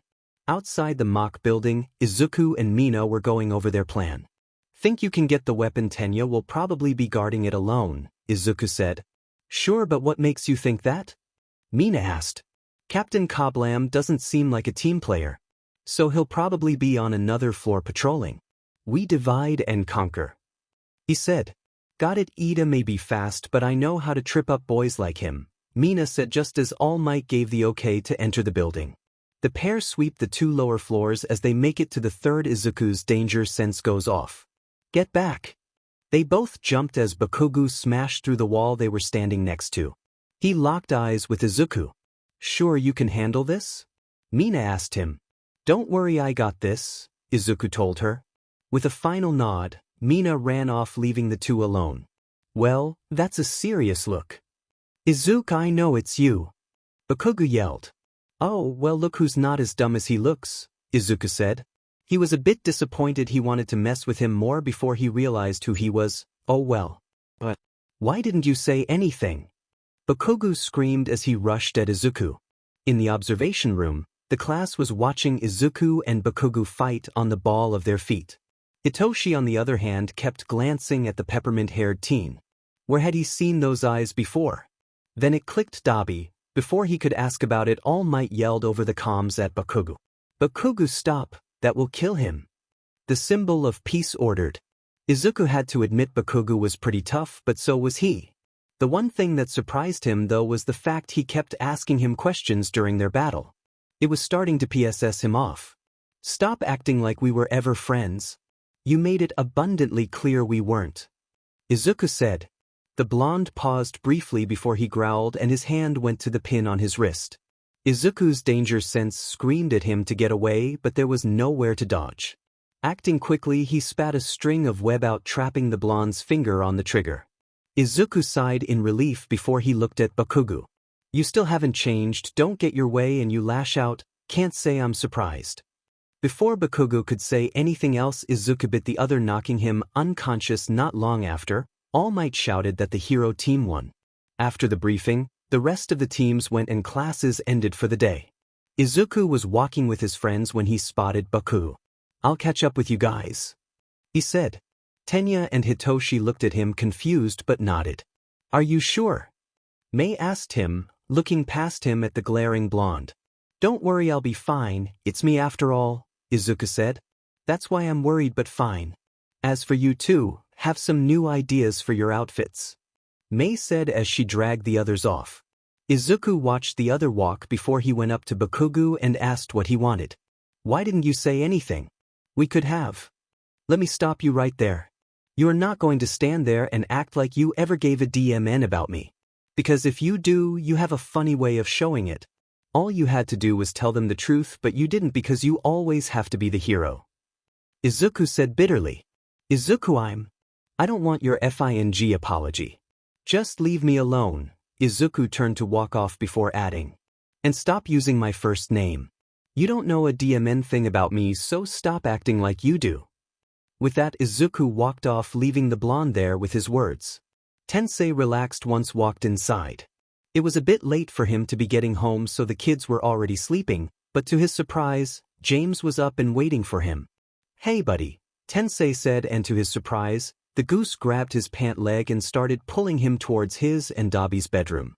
When he gets there, Dobby was tossing and turning, a nightmare. "It's okay," he whispered gently, calming words in his husband's ear as he climbed into bed next to him. Dobby didn't wake, but he did calm and reached and held onto Tensei. "I'm right here, I'm not going anywhere, babe," Tensei told him as he petted his hair. The next morning, Dobby was surprised to see Tensei in his arms. He then looked over and saw some burned blankets in the corner of the room, but there was something else that caught his eye, a burned blue shirt. Dobby cursed as he ran his hand over Tensei's chest. "Oh, we're starting the morning that way, huh?" Tensei laughed in his state sleepily. "I'm sorry," Dobby said. "Don't worry about it," he said. Still, Dobby started but was cut off by Tensei pulling him into a tight hug, but yipped when Dobby nipped his neck. "Hee, well, since you don't want to leave bed yet, I think I know something we can do." Dobby smirked as he took off his shirt. "Oh, that sounds gross," Izuku said. "Someone bleach my eyes." Mei groaned. In the doorway, Mei and Izuku were both making faces at the pair's antics. "Guys, we talked about knocking, remember?" Tensei said. "In our defense, the door was open. We just wanted to tell you that we made." Mei jabbed Izuku in his side and he corrected, "Mei made breakfast." "Thank you both, we'll be there in a bit," Tensei said before the two went off, but not before closing the door. He could still hear Izuku and Mei go back and forth as they walked off. "Hey, reaching high things counts as helping," Izuku insisted as they walked off. "Now that they're gone, where were we?" Dobby asked. "Sorry, I'm not really into it anymore," Tensei said, and Dobby sighed disappointedly. They both sat up and Tensei turned to Dobby. "So about last night?" "Don't worry about it," Dobby dismissed. "James would disagree with that." "Come on, talk to me," Tensei said. "That dang bird," Dobby growled, making Tensei laugh. "Dobby, look at me," Tensei said, cupping Dobby's face in his hands and touching their foreheads together. "Just talk to me." In the kitchen, Izuku and Mei are at the table eating. "Those two probably would be coming out before we leave," Izuku said as he bit into his eggs. "Seems like it, but more importantly, what did Bakugu want?" Mei said, placing her phone down. That a-hole wanted to act like I needed him to help me. Can you believe that?" Izuku scoffed. "Can't say I'm not surprised with his ego. You don't think he'll tell you know who, where you are?" Mei said, a bit worried. "Knowing them, they probably moved by now. But let's not talk about them, I'd rather think about what could be going on for class today," he said as he checked his phone. There was a message from Hitoshi.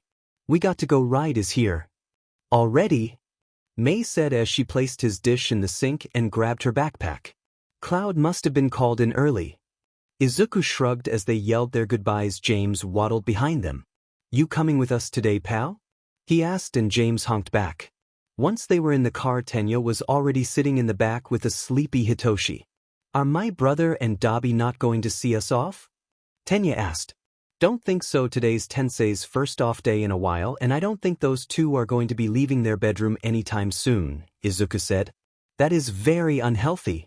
I understand the need for rest, but surely my brother won't spend all day in bed. Tensei chopping his arm in the air. Oh, sweet Tenya never change. Shirakumo laughed at the youngest Ida brother's confusion. When they got to UA, the outer grounds were swarming with reports. So this is why they said to come early, he said as he watched the crowd. How do we get past that? Izuku asked. A few of their classmates had been caught up in the mess. First years still on the third floor? The hero smiled. Aizawa and Yamato were both dealing with the press when the underground hero noticed a familiar puffy cloud float up to his classroom.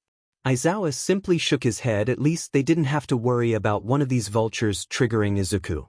Izuku, James, Tenya, and Hitoshi open the window and hop inside their classroom. See you guys. Onward. Mei said as she pointed the way for the cloud. Well, now you guys know how to make an entrance, Mina said. I like to keep people on their toes. Izuku laughed as he looked around. They were still missing most of the class. They were likely caught by the reports, but sitting at his desk was Bakugu looking at him. Katsuki wasn't sure what to do after he went home yesterday. But there was one thing that he did notice about the spider teen. That light that he used to see whenever he talked with him from when they were younger, it was gone. No, that wasn't right, it was still there. He could see it whenever he talked to those new people in his life. They looked like good friends, nothing like him. As he thought about what he should do next, Mr. Aizawa came into the classroom. It was now lunchtime and Izuku and the others had just managed to find a table to sit at when Mina and Kirishima asked if they could sit with them. Thanks for letting us sit at the first table, Mr. President, Mina said, tipping her imaginary hat to him. Thank you, though I still don't know if it should count in the first place, Tenya said. The class had voted on who would be class president and James had placed his bid on Tenya. Would have rather had Izuku be class president? Hitoshi asked him. Don't worry, my reign of chaos will come. After all, spiders are very patient. Izuku laughed. Izuku, that is hardly an appropriate thing an aspiring hero should say. Tenya scolds. It's fine, I don't plan on being a daytime hero like you and the rest of the family, Izuku said. You two are related? Kirishima said, surprised. Yeah, my dad married his brother, so technically Tenya here is my uncle, Izuku said, pulling Tenya in for a hug. So being a hero runs in the family? Mina asked them. Yes, we come from a long line of heroes. My brother is the hero ingenium. I wish to be just like him one day. Tenya said excitedly as he talked about his older brother. I just wanted to prove that even someone like me can be a hero, Izuku said, and Hitoshi agreed. I can get that. Mina had her fair share of looks of disgust growing up, and her mutation quirk wasn't as drastic as Izuku's. Wait a sec, did you say you have two dads? That's so manly. I have two moms. Kirishima said. Nice. Izuku said. More of the class soon joined them at the table when suddenly an alarm went off and everyone started scrabbling. What happening? Momo said, a passing third year. Someone's gotten on campus, they said before running off. It was madness. Izuku's danger sense was blaring, so he jumped up and onto a wall away from the frantic mob. People were pushing and shoving all over, and he had to pull a few people out of them so they wouldn't be trampled. Izuku! Tenya called as stuck his hand up from the crowd. Got you, what's the plan? He asked him. Get me to the front, Tenya said as he got the microphone ready. After Tenya was able to calm everyone down to not trample one another. Everyone in Class 1A was impressed with their class president's response, dubbing him Emergency Exit. Currently, they were all getting on the bus to head to their next hero lesson. As they rode, Izuku tuned out what everyone was talking about. He was on edge, his danger sense hadn't stopped since the afternoon. As they got closer to the building, it only seemed to get worse. Just what was today's lesson? Aizawa sighed as he led the students off the bus and into the Today's lesson was a bit tight as All Might wasn't here. Really, what was Nizu thinking, having that oaf be a teacher here? AS-13 explained about the lesson. Aizawa noticed that a certain spider teen wasn't paying attention. Akui, what are you doing? Something is wrong. There's danger. The teen said. Where? Aizawa asked as he put his guard up. Akui's ability to sense threats wasn't something to be taken lightly. Everywhere. He hissed. Suddenly a misty door opened in the plaza and people started to pour out of it. Is the lesson already starting? Kirishima asked. Everyone get back, those are real villains. It all happened so fast after Aizawa had told 13 to protect everyone and get them out of here. A mist villain appeared before them, cutting off their path to the outside and scattering a few of them along with Izuku. Of course I had to get a CK with you of all people. Izuku growled when he saw that Bakugu had been transported here with him. The F is that supposed to mean? Bakugu yelled back at him. Guys, hey guys, how about we? Don't touch him. Bakugu said, pulling Kirishima back before he could touch Izuku fearfully. Izuku simply rolled all four of his eyes as he glared at Bakugu. Then suddenly he jumped at them and landed on an unseen enemy. I don't need this sheet, don't die. Izuku then went out of the window of the building they were in. This was bad. UA was infiltrated and the UGS was filled with who knows how many villains. It was just Shoyuta and 13 here to protect the students, and as good of a hero as 13, they weren't that useful in a fight. Hopefully, the students were safe. Honk! That was another thing he had to talk about with a certain spider child. James went crazy the second Akui had left its sight, attacking all the villains in the plaza with him. It was kind of terrifying if he was honest. Wow, you're so cool, Eraserhead. Shoyuta looked and saw that it was a hand-covered villain who was talking to him currently. So I'm guessing that you're the boss here? Meaning that if you go down the rest will fall. Shoyuta said as he rushed the villain. Shoyuta was a bit impressed. Most villains and heroes only focused on training their quirks, but this one seemed to have some hand-to-hand ability. Just as he had to stop using his quirk, the villain grabbed his elbow. A burning pain shot up his arm as the skin crumbled away and he knocked the hand villain back. Two of the fodder tried to attack him but fell just as quickly as they tried. You are the coolest Eraserhead, but you should know that one thing. I'm not the final boss. A shadow was suddenly looming over Shoyuta. This wasn't good. Nearly half of the class had been taken, and 13 was down. They needed backup, but Tenya couldn't just leave the others here to fight by themselves. Ida! Ciro yelled, pulling him from his thoughts. You have to go tell the other teachers what's going on. You're the only one that can do it. Come on, Mr. Class President. It was true, he was the only one that could get back to campus in time. The others were all counting on him and he refused to let their fate go to waste. Izuku was able to make his way to the plaza where Aizawa had been earlier. His danger sense buzzed in his head as he got closer, and what he saw had him shaking. Aizawa was on the ground bleeding and James was struggling in the grasp of a huge beaked villain. Demon Bird, Nomu, crush that overgrown feather duster. A hand-covered villain ordered as he held his bleeding hand. Izuku hissed as he jumped the beak back and sank his fangs deep into his arm, holding James. Hands off my goose hole. Nomu's arm fell limp as Izuku caught James as he fell and jumped back to where Aizawa was on the ground. Akui, get out of here. Aizawa said, struggling to lift his body.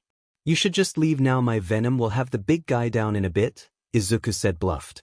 He'd never bitten anyone that big, but there was no way it wouldn't be slower than normal. Well then, Nomu? The hand villain said. The Nomu then grabbed the arm that Izuku had bitten and ripped it off. Not long after that, Nomu's arm had grown back and made the other villain laugh even more. You were saying? Well, sheet. Izuku cursed. You see, Brat Nomu here was made, for one thing, to kill All Might. But he's not here yet, but maybe killing a few students will make him come faster. He said with a crazed smile. What the matter, handy dandy, don't want to get your butt kicked by someone other than a waterfowl? Izuku challenged, praying this would work. From what he could gather, this weirdo in front of him was about as stable as a Jenga tower. What was that, you demon brat? Got him. Well, from where I stand, the big guy was the one that took down Eraser. All you did was stand there like a beach. I mean, I get it, geese can be very scary. I'll kill you. The villain screamed. He was fast, much faster than Izuku thought, but not as fast as him. As Izuku dodged, he saw one of the places the hand villain touched crumbled to dust. So avoid the hands, got it. Shigaraki, We have a problem, one of the students escaped. He will no doubt alert the campus, the rest of UA will be here soon. We should leave now. The mist villain said. Damn it. Shigaraki yelled as he clawed at his neck. Finally, some good news, Izuku thought. We're going, Nomu. Faster than Izuku could react, Nomu had him trapped in his hands and legs. You'll be coming too. I want to see how long you can keep that smart mouth of ours. He's a little taste of what you can look forward to. Shigaraki brought his hand closer to Izuku's stomach. Don't. Izuku screamed as Shigaraki crumbled away from the top layer of his skin. Shigaraki, we have to go. The mist villain urged. Wait, what the hell? The teen's body suddenly was covered in something that turned all white and pale. He had only done a small area. Looks like he didn't last long, leave him. Suddenly Izuku let out a screech as his shell broke away and he got up. Something was different about Izuku. His normal fluff was gone and he was all white and his yellow eyes were now red. We don't have time for this, Nomu. Get that brat. But Nomu only made it about halfway. Nomu, I gave you an order. Shigaraki looked over at Nomu as it fell to his knees and toppled its head from its body. Izuku's head tilted to the side as he looked at Shigaraki as he got closer. How did you lead him in cheater aisle? Shigaraki didn't get to finish as he screamed in pain as the instant he raised his left hand it was cut clean off. Shigaraki! The mist villain said as he rushed to his side, just time for the door of the Uze to fly open and All Might to appear. I'm sorry for the delay, students, but you can rest easy now because I am here. All Might said, his usual smile was gone. We're leaving. The mist villain said as he opened a portal as he helped Shigaraki through, leaving the others behind. Izuku moved toward Aizawa and James as All Might got closer. All Might wasn't sure what he was looking at. There was a beaked villain decapitated on the ground, a severed hand, and in the center of it all was a white creature circling a downed Aizawa. It was no doubt the cause of all this. The hero sped forward to help his injured colleague but was given a rude awakening as the creature matched him and slashed his wounded side. How? The number one hero was shocked as he held his bleeding side. How was this creature able to match his speed? Not only that it knew where to attack him. He'd think about that later after he saved Aizawa from this thing. Dobby ran through the halls until he reached the nurse's office where May was arguing with some teachers. Let me in to see my brother. She yelled as tears gathered in her eyes. What the hell is going on here? Dobby demanded. The school had only called and said Izuku was hurt during a villain attack. Dad, they won't let me in and Izuku's hurt. May said as she rushed to his side. Mr. Akui, as we have told your daughter, it's not safe at the moment for. Suddenly a loud screech from the room cutting off Nizu. Dobby pushed past the heroes and growled at what he saw. Izuku was struggling to free himself from the bed that they had strapped him to. What are you people doing to my kid? Dobby yelled angrily, his body starting to smoke a bit. As you can see, young Akui is not in his right mind at the moment. He was injured during the attack, but we aren't sure how, though it seems that one of the villains that was responsible escaped the other. However, Nizu paused before he continued. It would appear that young Akui killed him. So sorry for the person who was trying to kill my kid. That didn't seem to be the answer that the teachers thought Dobby would give at the news, but these guys. Dobby went to free Izuku from his restraints, but the heroes stopped him. At this point, Dobby was very close to setting them all on fire, but Tensei arrived just before it got to that point. Are you telling me UA is holding a student against his will after they were violently attacked after shooting them? Tensei asked with a smile as he pointed to the bullet wound on Izuku's arm. This wasn't Tensei's normal smile. This was very clearly a threat. Of course not, but Akui won't let anyone near him, Nizu said. If you had bothered to read his file, you'd know that when he's in the state you need to be calm and prove you aren't a threat before you approach him, Dobby said as he freed Izuku. Immediately was on the defensive, screeching at the UA staff but not leaving Dobby's side. We'll be leaving now. May came up next to her brother holding James, who, somehow, was only bruised. The four all left the nurse's office and went to the car where Tenya was waiting for them. No one said anything during the car ride, but when Tensei went to drop off Tenya, the teen looked back at Izuku worried. It made sense, he'd never seen his friend in this state before. Don't worry, he'll be okay, Tensei assured him. Alright, Tenya said. He gave one last look back to his friend before he got out of the car where their mother was waiting for him. Once they got back to their home, Izuku immediately jumped into the ceiling and made a massive web to hide in with James. How long do you think he'll be like that? Tensei asked. Not sure, Dobby said. This was his first time seeing Izuku in this state, so both looked to Mei. It'll be a few days, I think. I've only seen him like this once. It was not long after her parents had kicked her out. That was when she'd firsthand seen how terrifying Izuku was when backed into a corner. That's when Mei broke down crying. Tensei was quick to pull her into a hug. This was my fault. She cried. No, it's not, sweetie, Tensei said as he rubbed her back. It is. If I had made Izuku's hero costume better, this wouldn't have happened. Mei said. She should have reinforced his chest plate or something. Hey, now we both know that you made Izuku and the other the best hero outfits you could. Sometimes things just happen and there's nothing we can do about them. Tensei assured her. Mei knew that, but still, it was the supporters' job to help make sure that the heroes made it back. Today showed her that she still had a long way to go before she could help save anyone. With that thought, she went to her room. She had work to do. Tensei then turned to his husband. Dobby was trying to hold in his anger, and if the smoke was anything to go by, it wasn't going well. Dobby! They shot him, Those biases shot our kid like a dog and wanted to act like it was Izuku's fault. Dobby yelled. This was why he hated heroes. They all acted like they could do whatever they wanted regardless of the outcome. I know, babe, but gotta calm down. I know you're upset, I am too, but you gotta calm yourself. Tensei told him. Dobby felt wetness run down his cheek. He took his hand and wiped it off. He was bleeding. That hadn't happened in a while. So he counted to 10 while taking deep breaths. I'm calm. Good, we'll deal with what happened later. For now, we need to be here for Izuku. Tensei was right, the assholes could wait, his kid came first. Izuku yawned as cracked open his eyes groggily and looked around. This wasn't his bedroom web. Honk. Wow there, buddy, what's wrong? What's got you so cuddly today? Izuku laughed as he hopped down from his web with James in his arms. Izuku? Dobby said, shocked, nearly choking on his sandwich. The others all came running into the living room. Hey, guys, what's up with the warm reception? I was only sleeping. Izuku was confused as to why they were all acting like this. Yeah, for 5 days. Don't you remember what happened? Mei said.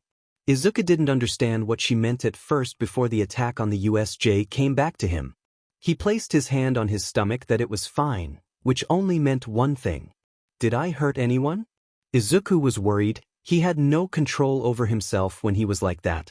When no one spoke up, Izuku cursed under his breath once again. He effed up. It wasn't your fault, Tensei said, and Mei agreed with him. They were trying to kill you, kid. If I had a choice between some butt and you, it would be you. Dobby told him. So the villains were the only ones that got hurt? Izuku asked, a bit hopeful if that was the case. Well, no. You did get one of your teachers, but they're fine. Tensei reassured. Which one? He asked. Please don't let it be Aizawa. All Might. The speed hero told him. Oh my F dash. I hurt if All Might.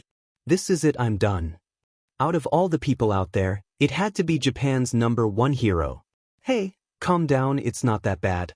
If anything, it's more on All Might. The man is the #1 hero and he let a 14-year-old get the better of him. Dobby said. That didn't make Izuku feel any better even if the school kept quiet. There was still one beast that he'd have to face, his classmates. Classes had been cancelled for 2 days after the attack and he already missed 3. He could only imagine what they were thinking. We told the school you'd be out of it, you could just go back next week. Tensei offered. No, rather go. He said. Then how about we dye your hair first? Dobby suggested. Izuku looked at his arm, just noticing that his green was back and he could help but feel gross looking at it. So he agreed, and tomorrow he'd face 1A.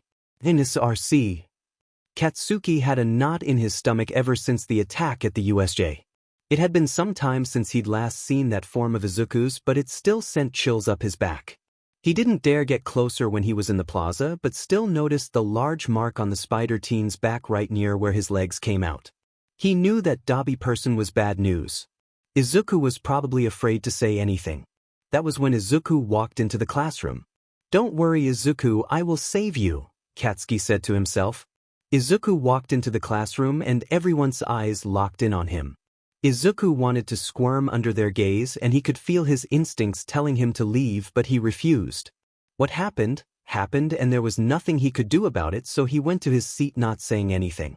As he sat down, Izuku felt a tap on his shoulder. He turned to look and Hitoshi gave him a reassuring smile along with Tenya. Izuku's chest felt warm, at least they weren't afraid. The rest of his classes went on the same save for Tenya and Hitoshi. So he was grateful when the bell rang for lunch. However, as he opened the door there was a crowd of people on the other side of the door. "What the hell is this?"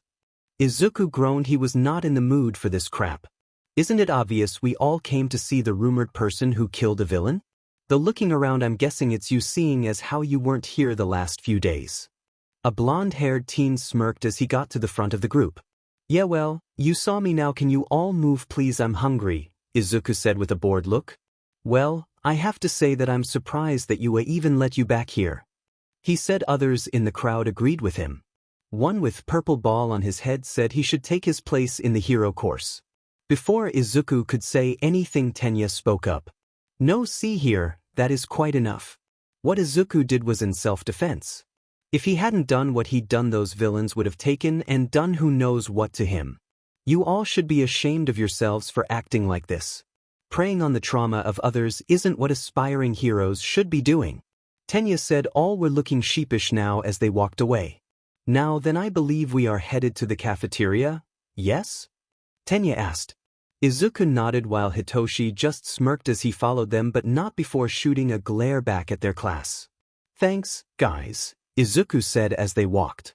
"You needn't thank me, Izuku, we are family and that is what family does for one another," Tenya assured him. "How many times have you been there for me when people were Jr. Kiss? Don't worry about those other assholes, we've got your back," Hitoshi told him. "Crass language aside, he is right," Tenya said. "You guys are the best." Izuku grinned, putting his arms around his two friends as they made their way. "Yes, I understand, Mrs. I can assure you that. Well, rest assured this type of thing won't happen.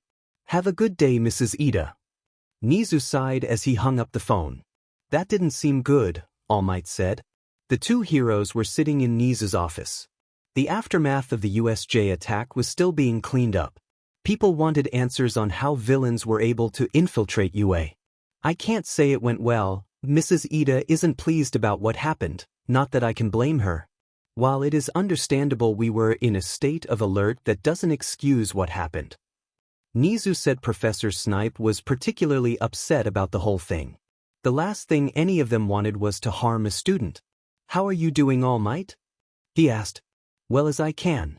Though I'm still confused as to how young Akui knew about my injury in the first place. He couldn't have Recovery Girl heal him due to his current condition. It wasn't as bad as it could have been. About that, I don't think the young man was completely aware that he knew. From what I was able to gather about his quirk, it's highly instinctive, letting him know how and where to hit someone. And as we saw, he can be highly deadly with this ability even if he's not fully aware of it." Nizu understood why James liked the boy. He was certainly interesting, that was sure. "Indeed," All Might said. He shuddered to think of how dangerous the boy could be as a villain. "In any case, you should take this small break as time to look for a successor. You can even ask Aizawa for help if you wish," Nizu offered. "How is he doing?" Aizawa was badly hurt in the attack. "He's back at work. The fact that Shirakumo was able to get him to take even a day is impressive. I believe he's currently in the facility room," Nizu said. In the staff room, Aizawa was at his desk working or trying to Hisashi if would stop fussing over him. "Mike, weren't you going to get us lunch?" he asked. "Oh, I'll be back. Don't move, I'll be right back," Hisashi said before he ran off. Aizawa sighed as Hisashi left. Ever since he'd gotten hurt, Hisashi and Oboro were fussing over everything he did. It was a fight just to come into work after taking the day off, and that was only because they got Hitoshi to help them. The last thing he wanted was to worry the kid any more than he had to. The kid, though he didn't say it, didn't want him out of sight. Like he would evaporate if he wasn't watching him. This whole thing was a mess. Then there was what happened with Izuku. Shoyuta wasn't sure how he'd ever be able to face Tensei after failing to protect his son that badly. No child should ever be put in that situation, and yet they were. Then there was the rest of the class. Some of them had made appointments with Hound Dog, which was good. For now, he'd just keep an eye on them. Mr. Aizawa? Shoyuta looked up and there standing in the doorway was Bakugu. He didn't have the usual demeanor to him. Bakugu, what's wrong? He had a bad feeling from the look on the boy's face. Professor Snipe was at a loss. He had shot a student even if he didn't know at the time. That still wasn't an excuse. Why Nizu let him keep his job was a mystery. The very least he should do was apologize to Akui. Though he didn't expect the teen to forgive him, with that in mind Snipe went to try and find young Akui. If this is about the crickets that got loose, it wasn't me. That's not why I called you here, Akui. Shoyuta sighed. Is everything all right at home? The two were currently in the classroom after school. Shoyuta had been shocked by what Bakugu had told the other day. He'd known the family for years, but what Bakugu said he should at the very least check. Yeah, I mean I can tell Tensei is still worried, but everything is the same old same old. Why? Izuku asked. There have been some concerns about you, Shoyuta said. So did the class finally ask you to kick me out? Ever since the USJ attack, the other students had been keeping their distance from the spider teen. The older man knew Izuku was pretending this didn't get to him, but he could tell from the way the boy had pulled back from the others. No, to be frank with you, Akui, someone believes you're being abused at home and I wanted to come to you. The man asked, shocking the teen. What? No, why would someone think that? Izuku was shocked by the question. Apparently it was the burn scar on your back, Aizawa said. Izuku paused. May and Dobby knew about that burn on his back, a gift from his SPRM donor the day he ditched him on the beach. There was no way May would do something like this, and it only showed when his outer shell broke. So how would anyone, the USJ attack? And there was only one person who would think this when seeing his scar. Bakugu, Izuku growled under his breath. Aizawa, I can tell you 1000% I'm safe and happy at home. I got that scar is from someone who attacked me when I was little. I see, I'm sorry if I brought up any bad memories. Aizawa had seen how people treated Izuku at times, so it wasn't a hard sell. It's fine, can I go now? Izuku asked. Aizawa nodded, letting him go but not before telling him to rest up for the sports festival. I'll be sure to, Izuku said as he left. It took everything in the team not to slam the door in anger. How dare that blonde a-hole accuses Dobby and Tensei of anything.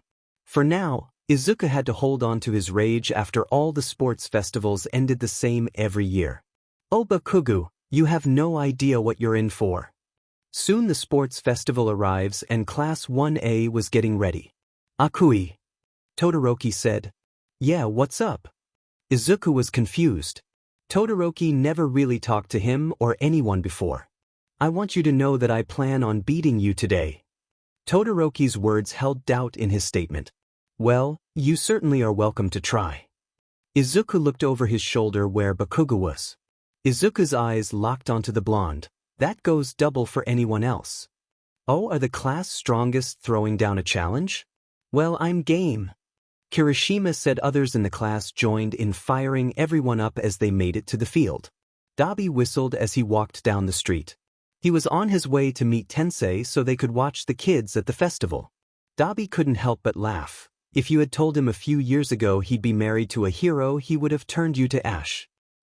Life is crazy. As Dobby walked. Honk. James said. Right, so I don't know what reason you came with me today, but did you have to scare the new guy like that? Dobby swore James huffed at him, but he learned a long time ago to just let it go. Let's just hurry and find the big lug, Dobby said as they walked on. Izuku looked around the stadium as he stood at the podium. That's when it struck him he really did it. He had made it. Taking a deep breath he started. Hey everybody out there, don't be ashamed to be unapologetically the mess that is you.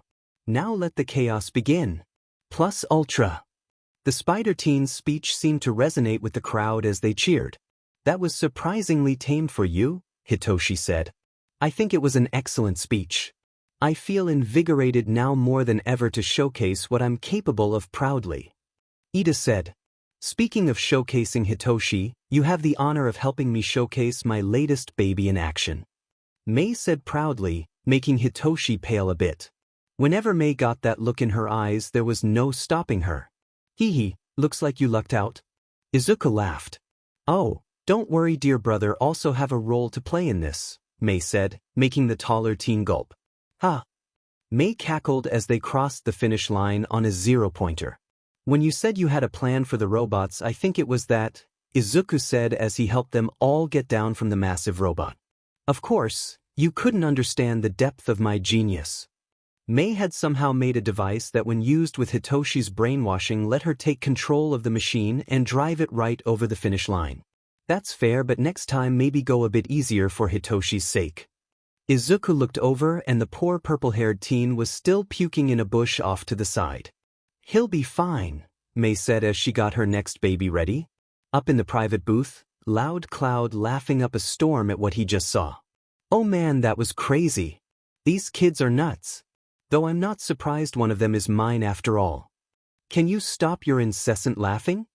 Endeavor told the other man. Come on, Mr. Grumpy Face, crack a smile. I mean, we're all here to cheer on the kiddos after all. Cloud said from his fluffy seat.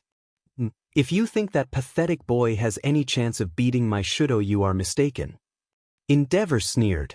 Come on, Flaming Hot, let's be nice.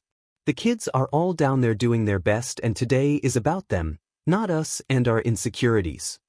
The number 4 hero said, making Endeavor glare at him. Come on now gentlemen, let's all get along, All Might said, trying to stop things from escalating any farther. The only insecurity here is your little playing house act. The Flame Hero said. Excuse me? The Cloud Hero said. You heard me. Your lifestyle is going to confuse that child. He said.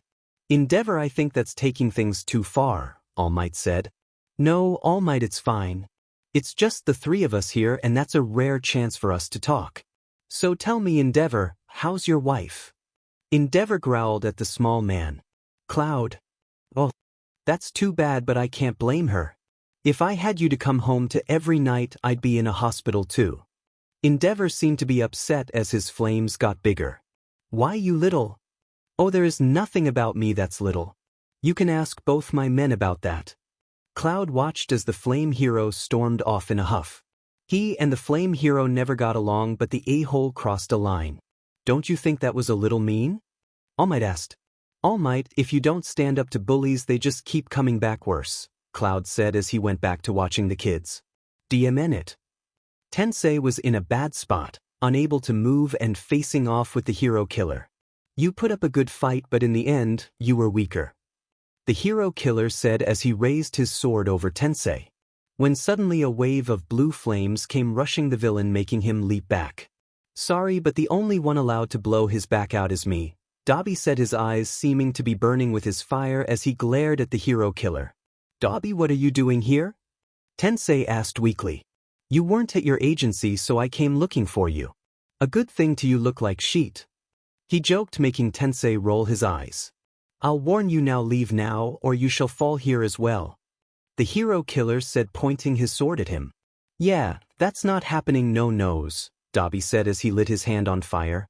Very well, the hero killer suddenly screamed as James jumped on the man out of seemingly nowhere, attacking him.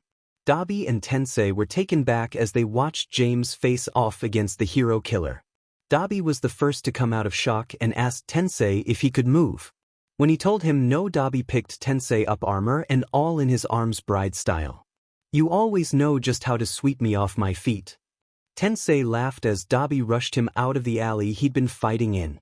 How about you worry about not bleeding out, Dobby said, ignoring the looks they were getting as he tried to stop the bleeding from Tensei's wounds. A street cop walked up, giving Dobby a look, but before he could say anything, James came waddling out of the alley, bloody and with something in his beak. What's going on here?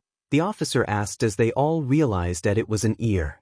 Call in reinforcements, the hero killer is in the area and medical, Tensei told the officer, who looked shocked. What about them? He asked, pointing over to Dobby. When the looked over at James and he felt a grip on his heart. They're with me, Tensei grunted as he shifted on the ground. Ah. Right, I'll get right on it. The policeman said, happy to get away from the waterfall.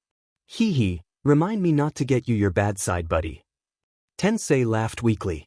Izuku wasn't sure what was going to happen when Todoroki asked to speak with him in an empty hallway, but this certainly wasn't hearing the other teen's tragic backstory. Demon man, out of all the people in the class didn't think you and me so similar, Izuku said as he leaned back on the wall. What are you talking about? Todoroki asked, confused about where the other was going with this. Izuku sighed before he took a breath. My sperm and egg donors weren't happy when I came out with all this. Izuku gestured to all of himself. I don't remember them ever not looking at me like I wasn't a freak. Then one day there was an accident when I was like 4. One of my classmates attacked me, and that's when these lovely popped out for the first time. Izuku let his extra limbs free. They lied and said I attacked them, and the school went with them because they were the school's golden goose. To say that my bio father was said was an understatement. He kicked the shit out of me, and when my legs came out to try and stop him, that just made him angrier. A-hole burned me with his quirk before he dumped me in a literal trash dump. Izuku finished his story, and Todoroki looked genuinely shocked by what he'd been told. Is that why you are doing all this, to get back at him? Todoroki asked. While I do live off of spite, he ain't the only reason. So take it from someone who understands there are better ways for you to get back at you, old man, than handicapping yourself to get back at him. Izuku said. I don't know about that, Todoroki said before he walked off. Izuku hung back for a bit before he went to leave as well, but stopped just before was out of the hallway. I hope you're happy knowing what happened, Bakugu. With that, Izuku left. Bakugu felt as though he'd been punched in the gut as tears rolled down his face. It was all his fault. Professor Snipe was wandering around the stadium on the search for Akui Izuku. Ever since his massive mistake at the USJ, he'd felt god-awful. He wanted to apologize, but Nizu told him to keep his distance for the time being. That wasn't really his style though. When a man did wrong, he had to face what he'd done. Snipe was so lost in thought that he bumped into someone. Sorry about that. No, that was my fault. I wasn't watching where I was going, they said as they dusted themselves off. Snipe was shocked he had bumped into none other than the boy himself. Akui. What's up, Professor? The teen asked. This must have been fate, so the hero quickly apologizes for shooting the teen during the attack. Don't worry about that. I mean, I don't really remember what happened back then anyway. I can't blame you, there was a lot going on then and you made a call. Akui told him with a smile. While I'm glad you're okay, I wanted to make it up to you, so how about you do your internship under me? Snipe offered. He was also a bit troubled by how casually the teen brushed off being shot. Little did the hero know that wasn't the first time Akui had been shot. Are you sure? I mean, the sports festival isn't even over yet, and I'm sure there are some upperclassmen who would be a better fit? The teen said. I'm sure, experience comes with time, but you have more instinct than some of my third years, Snipe told him. Wow, thanks, Professor. I better get going. My match is about to start soon. Akui waved as he left. Izuku was in good mood. He knew that even if he did well in the sports festival, it was still likely he wouldn't be getting that many offers outside his family and friends. But lo and behold, Snipe of all people just asked him.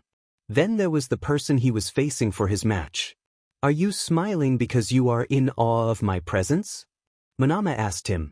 Something like that. Izuku smirked as the other teen blushed. Humph, as if you could be worthy of my greatness. The blonde said quickly as he looked away. Are the two contestants ready? Midnight asked them, and when they both said yes, she started the match with a crack of her whip. Begin. Suddenly Izuku's danger sense went off. Acting immediately, Izuku took hold of Hitoshi and jumped back just as an ice wall formed over their seats. What's up with Todoroki? Hitoshi cursed. He couldn't help but feel a bit bad for Shiro. The fight was over before it even started. Izuku looked down at the field where Shiro was trapped in ice. Todoroki was helping to free his classmate. In Todoroki's eyes was a look, one of anger and the other Izuku couldn't tell. One thing was for sure though, this wasn't going to be easy.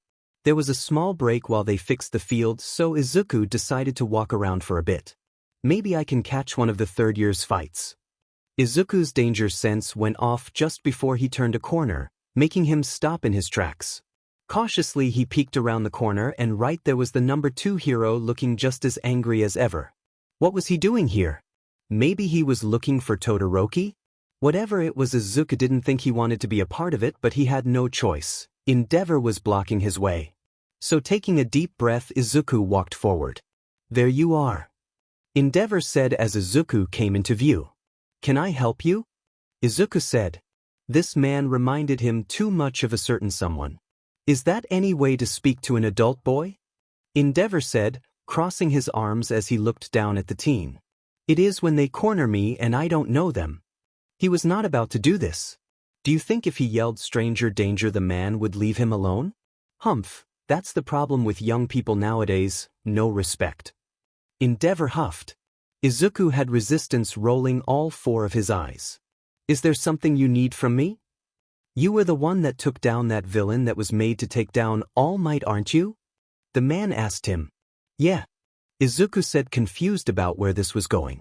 Also, way to bring up the guy he killed. Really, how is this man a hero? He has fewer people skills than Bakugu, which was saying something. My Shudo's job is to surpass All Might. You'll be a testing ground to see where he stands. So don't hold back anything, boy. Maybe you can get him to see the foolishness in his rebellion. If you manage that, I might even offer you. Izuku's angry hissing cuts the man off before he can say any more. All you fire assholes are the same, Dobby excluded. You're unhappy with your own selves and have to push that off on your kids. Newsflash, therapy is a thing. Izuku growled. It was like he was listening to Hisashi all over again. Endeavor didn't seem to like what Izuku said if his flames enlarging was any indication. Izuku went to move on, but the flame hero said one last thing. You should think about my offer. It's not like you could do much on your own looking as monstrous as you do. You, Izuku told him as he stormed off. Tashanori was keeping his eyes on the next match. It was young Akui versus young Todoroki. The one who he had his eyes on the most though was even if the boy wasn't fully aware when he lashed out at him at the time, it was still impressive. Oh, I see the little spider caught your eye. Huh, big guy? Loud Cloud asked him. You know him, Cloud? Toshi asked. Yeah, he and my kid have been friends since they were little. The number 4 hero pulled out his wallet and there was a picture of 4 children grinning at some park covered in ice cream. The purple kid's mine, aren't they cute? Indeed, what can you tell me about Akui? He was curious about what the young man was like. I think the best way to sum up Izuku is tough. You know, it's not easy for people out there with heavy mutations like his. The number 4 hero said. It was true, though Tashanori had never experienced it. People could be very unkind to those with less than pretty mutations. Even still, the kid's got a good heart even if he likes to pretend otherwise. He and all the kids are going to make great heroes. Izuku wished he could have punched the flame hero as he walked onto the field. He didn't want them to, but those words kept playing in his head, and not only that, the way he said as well, it was just like Hisashi. Contestants, are you ready? Midnight asked them. Yes. Then begin. The second those words left Midnight's mouth, Todoroki let loose a massive wave of ice at Izuku. And another impressive attack from Todoroki. Has Akui already gone down? Don't go counting me out yet, loudmouth. Everyone looked, and there on top of the ice wall was Izuku glaring at the peppermint-haired teen. You can't keep dodging forever, Todoroki said as he let loose another torrent of ice. That's what you think, Izuku said as he avoided all of Todoroki's ice. Todoroki kept up his attacks, turning the field into a winter wonderland. Izuku kept his eyes on the other boy. The icy barrage was starting to take its toll on Todoroki. Okay, Izuku, time to help this idiot. The spider child said as he got ready. Shoyuta could feel the cold as it started to creep into his body more deeply. A telltale sign he needed to end things quickly. There was just one problem. All the ice had made a mist on the field that Akui was hiding in. Starting to feel a little chilly there, pal? Todoroki shot ice when he heard Akui's voice, but the other just laughed as it missed once more. You certainly are determined, I'll give you that, Akui said as Shoyuta tried to freeze him once again. Why don't you stop playing around, Todoroki said. This was starting to go on longer than he thought it would. Why should I? You aren't. Akui huffed from the mist. What's that supposed to mean? Shoyuta asked. The next thing he knew, a thick sticky web covered his left side. What is this? There, now you have to use the other side, Akui said smugly. So what was this your plan? How much did he offer you to do all this? Shoyuta said bitterly. Your old man done this before?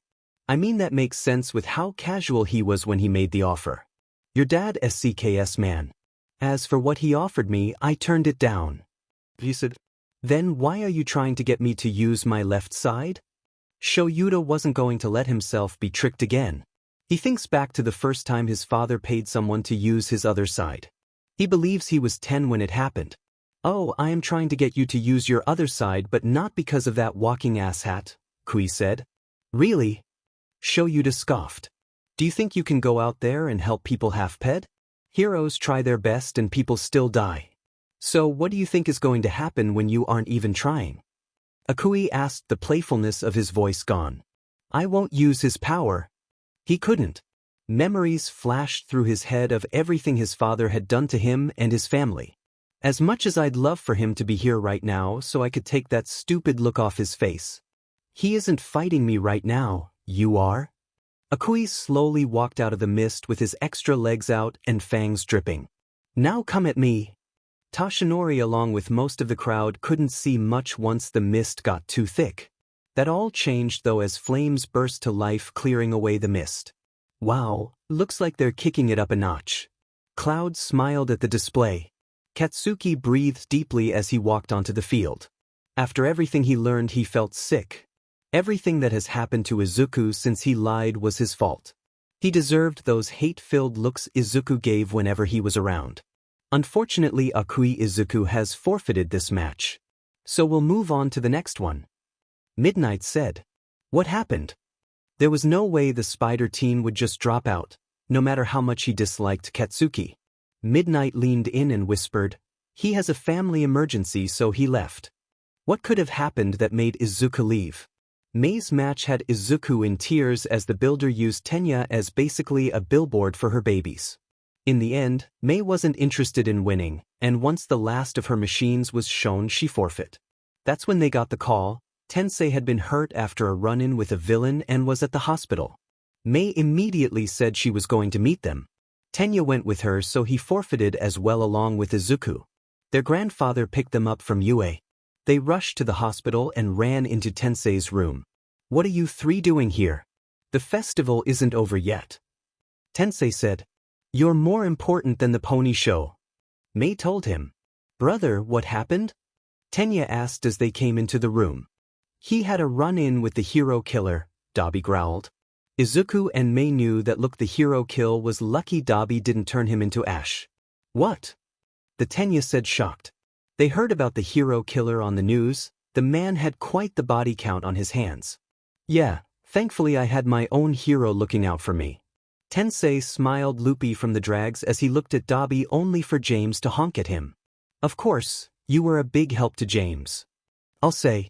The little Biasud tore the man's ear off. Dobby said, shocking them, but Izuku just laughed.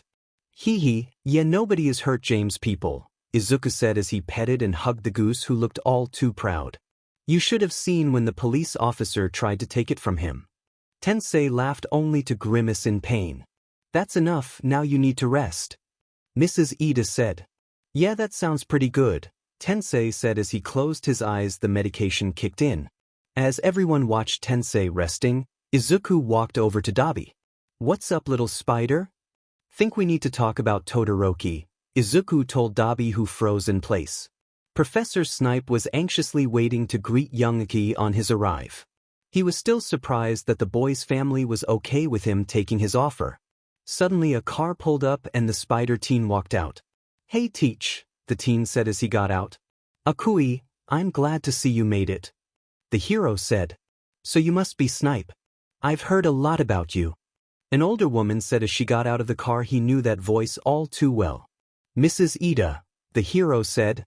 Nizu said he'd have to face the ferocious Ida matriarch if he wanted to have Akui intern with him. That was fine with him, he was a man. And every man had to own the wrong he'd done. That was why he became a hero in the first place. Turbo will do. Izuku, why don't you go inside while I talk with your teacher for a bit? There wasn't a question so much as telling the young spider. Akui got his bag but slowed down as he passed him. "Good luck, man," the teen whispered as he left him. He turned to the smiling woman, but it was anything but happy.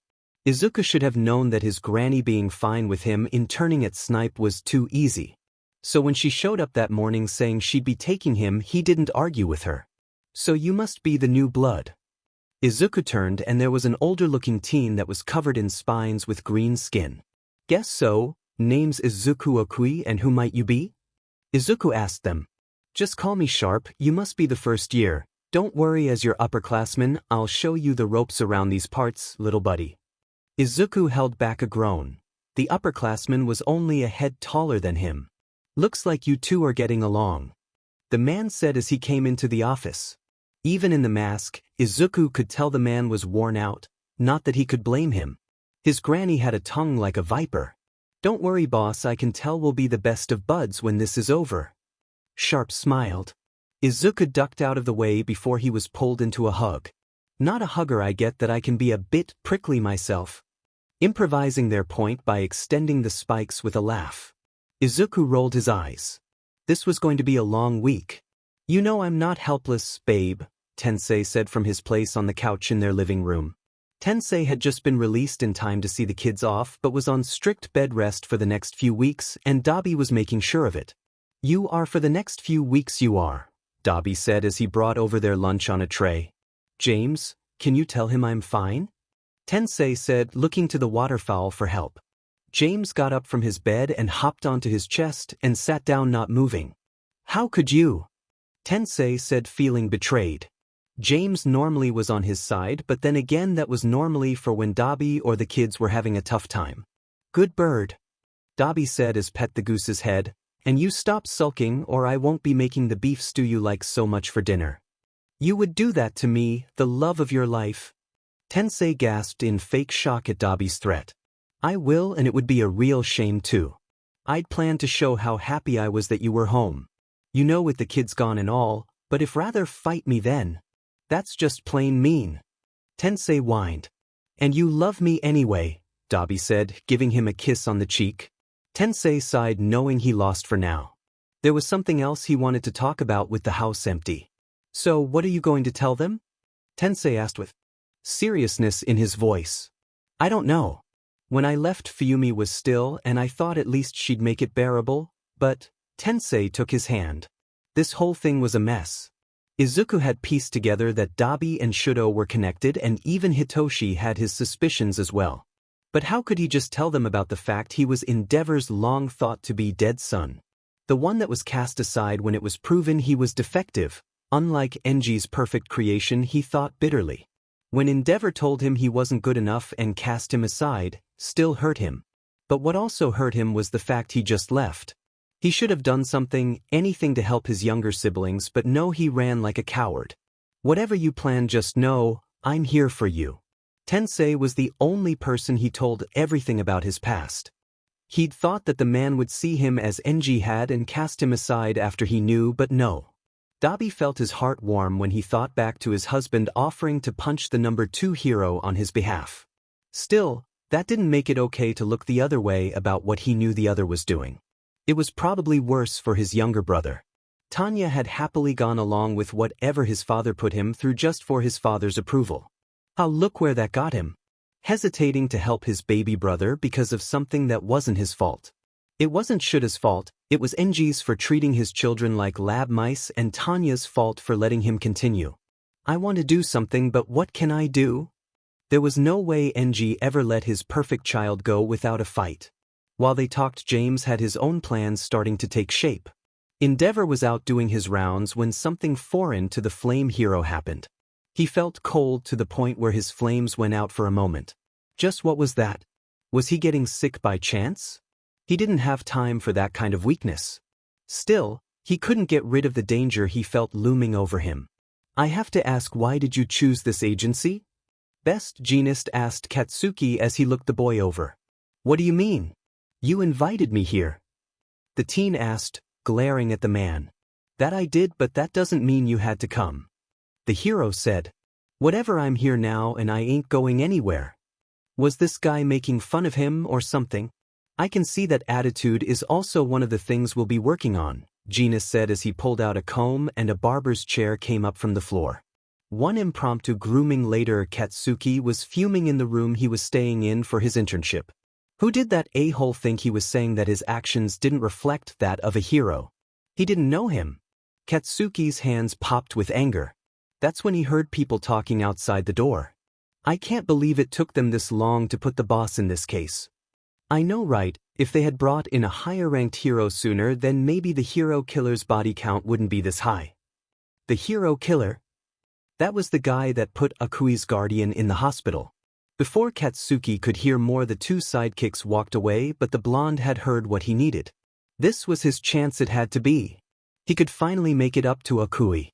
He had to plan this, though there was no way that the pro would let any of the students near this case. This wasn't Katsuki's best area, though. Contrary to what many people thought of him, he wasn't a rule breaker. But he could. No, he would do this, he had to. It was the only way he could make things right. With that in mind, he got to work. Shudo's phone buzzed in his pocket. He pulled it out and a small smile came to him as he read the message. It was from Akui. Since their match, the spider teen had been messaging him. It was strange for Shudo, he'd never used his phone much. Especially because Akui used so many of those colorful faces in his messages. Most of which he had to look up to know what they meant. Even still, it was a nice feeling he'd never had a person his age to talk with. Damn it. NG cursed as he stomped past him. Shudo looked up and the man was covered in feathers. Carefully he took a picture. Akui was going to love this. I'm going to clean up, then we're heading out, Endeavor told him as he stormed off. Alright everyone, today we're going to be some routine patrols. Stay, each pair has been assigned an area. Stay with your buddies. Best, Genius explained, but Katsuki wasn't listening. He was going over his plans. His group was assigned to the area that the hero killer was last seen. Perfect, now he just needed to ditch the extra. Izuku smiled as he looked at Todoroki's latest message. Smiling at a text from your girlfriend? Spike asked as he tried to look at Izuku's phone. No, now get out of here, Izuku said, swatting at the older teen. Boyfriend then? Spike asked. What? Izuku yelled. There's nothing wrong with that. A man likes what a man likes. Just so long as two people are happy, nothing else matters. Snip said. What are we going tonight? Izuku said, trying to change the subject. We're just going into the city, shouldn't be anything too big. As Snip explained what they'd be doing, Izuku's danger sense went off and his legs. Get back! Izuku yelled, pulling everyone back just as something slammed into the train. What the hell is that thing? One of the passengers screamed. Izuku hissed deeply, but before he could act, another hole was ripped in the train, knocking him out of the car. Izuku cursed as he skidded to a halt on a roof. The train kept going with his mentor leaving him behind. Not good, but the situation was worse than he thought as the city was on fire around him. Just what are they planning? Izuku asked as he got down the building. He'd have to figure that out later, for now people needed his help. Katsuki had been easily able to slip away with all the chaos happening around. Now he was currently running around the streets looking for the hero killer. It should be around here. He had heard that the hero killer was last seen somewhere around here. Suddenly there was a loud crash. Katsuki looked down the alley. Their stand was the hero killer. Here I come, a-hole, Katsuki said. As Izuku was running around helping people get away from the fires when something made him stop.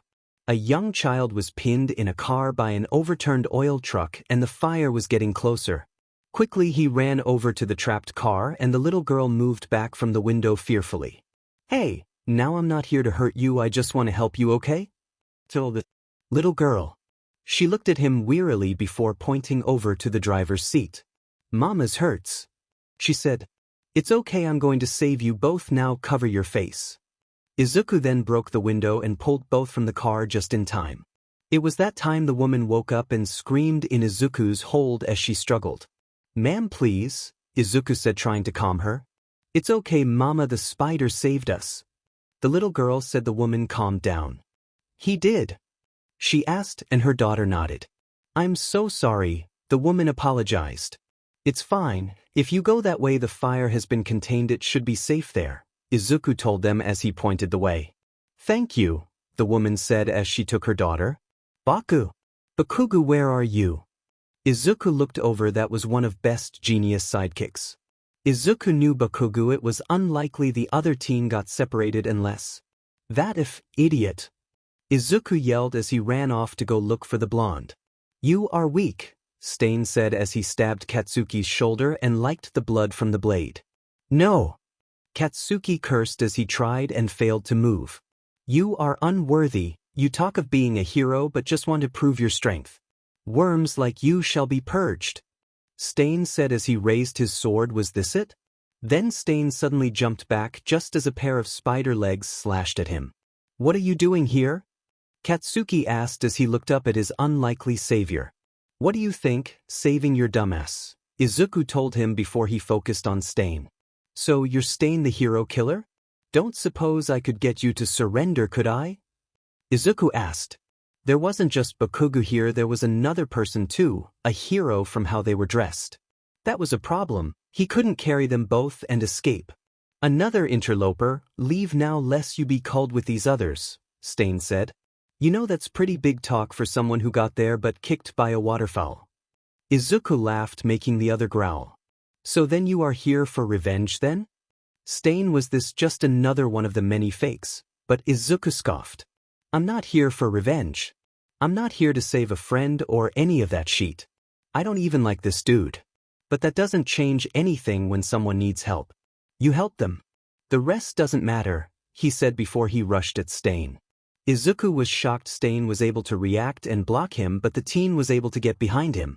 However, before Izuku could act, his body became heavy and he fell to his knees. What the? Izuku then noticed a small cut on his shirt. But instead of finishing him off, Stain left him. You are worthy to follow All Might and carry forth the burden of being a hero, Stain said as he made a move towards Bakugu, only to be stopped by Izuku's web sticking to the ground. Your persist is admirable, Stain said. I'm not just going to let you hurt people just to prove a point. Yeah, hero society essikus, but you think people don't know that. Heck, on the way here somebody threw something at me thinking I was a monster attacking the city. That doesn't mean you can kill people. Izuku yelled. Change has never come without bloodshed, Stain told him as he started to cut himself free. Stain raised his sword and Bakugu's face paled. Was this really it? Suddenly Stain jumped back just in time as flames blasted where he was standing. Took you long enough, Izuku smirked from the ground. You should have given better directions if you are in trouble, Shudo said as he came onto the scene. I'll keep that in mind for next time, Izuku said. He could feel his legs getting less heavy as he spoke. So there was a time limit on Stain's quirk? Huh? He could work with that. Half and half. What are you doing here? Bakugu asked, barely able to lift his head off the ground. What does it look like, saving your dumb butt? Izuku yelled as he jumped back to his feet and slashed at Stain. Why? Katsuki asked in confusion. Why would Akui and half help him? He didn't deserve this. It was his stupid idea to go after the hero killer in an attempt to redeem himself. Katsuki felt tears well in his eyes. They all were in danger because of him.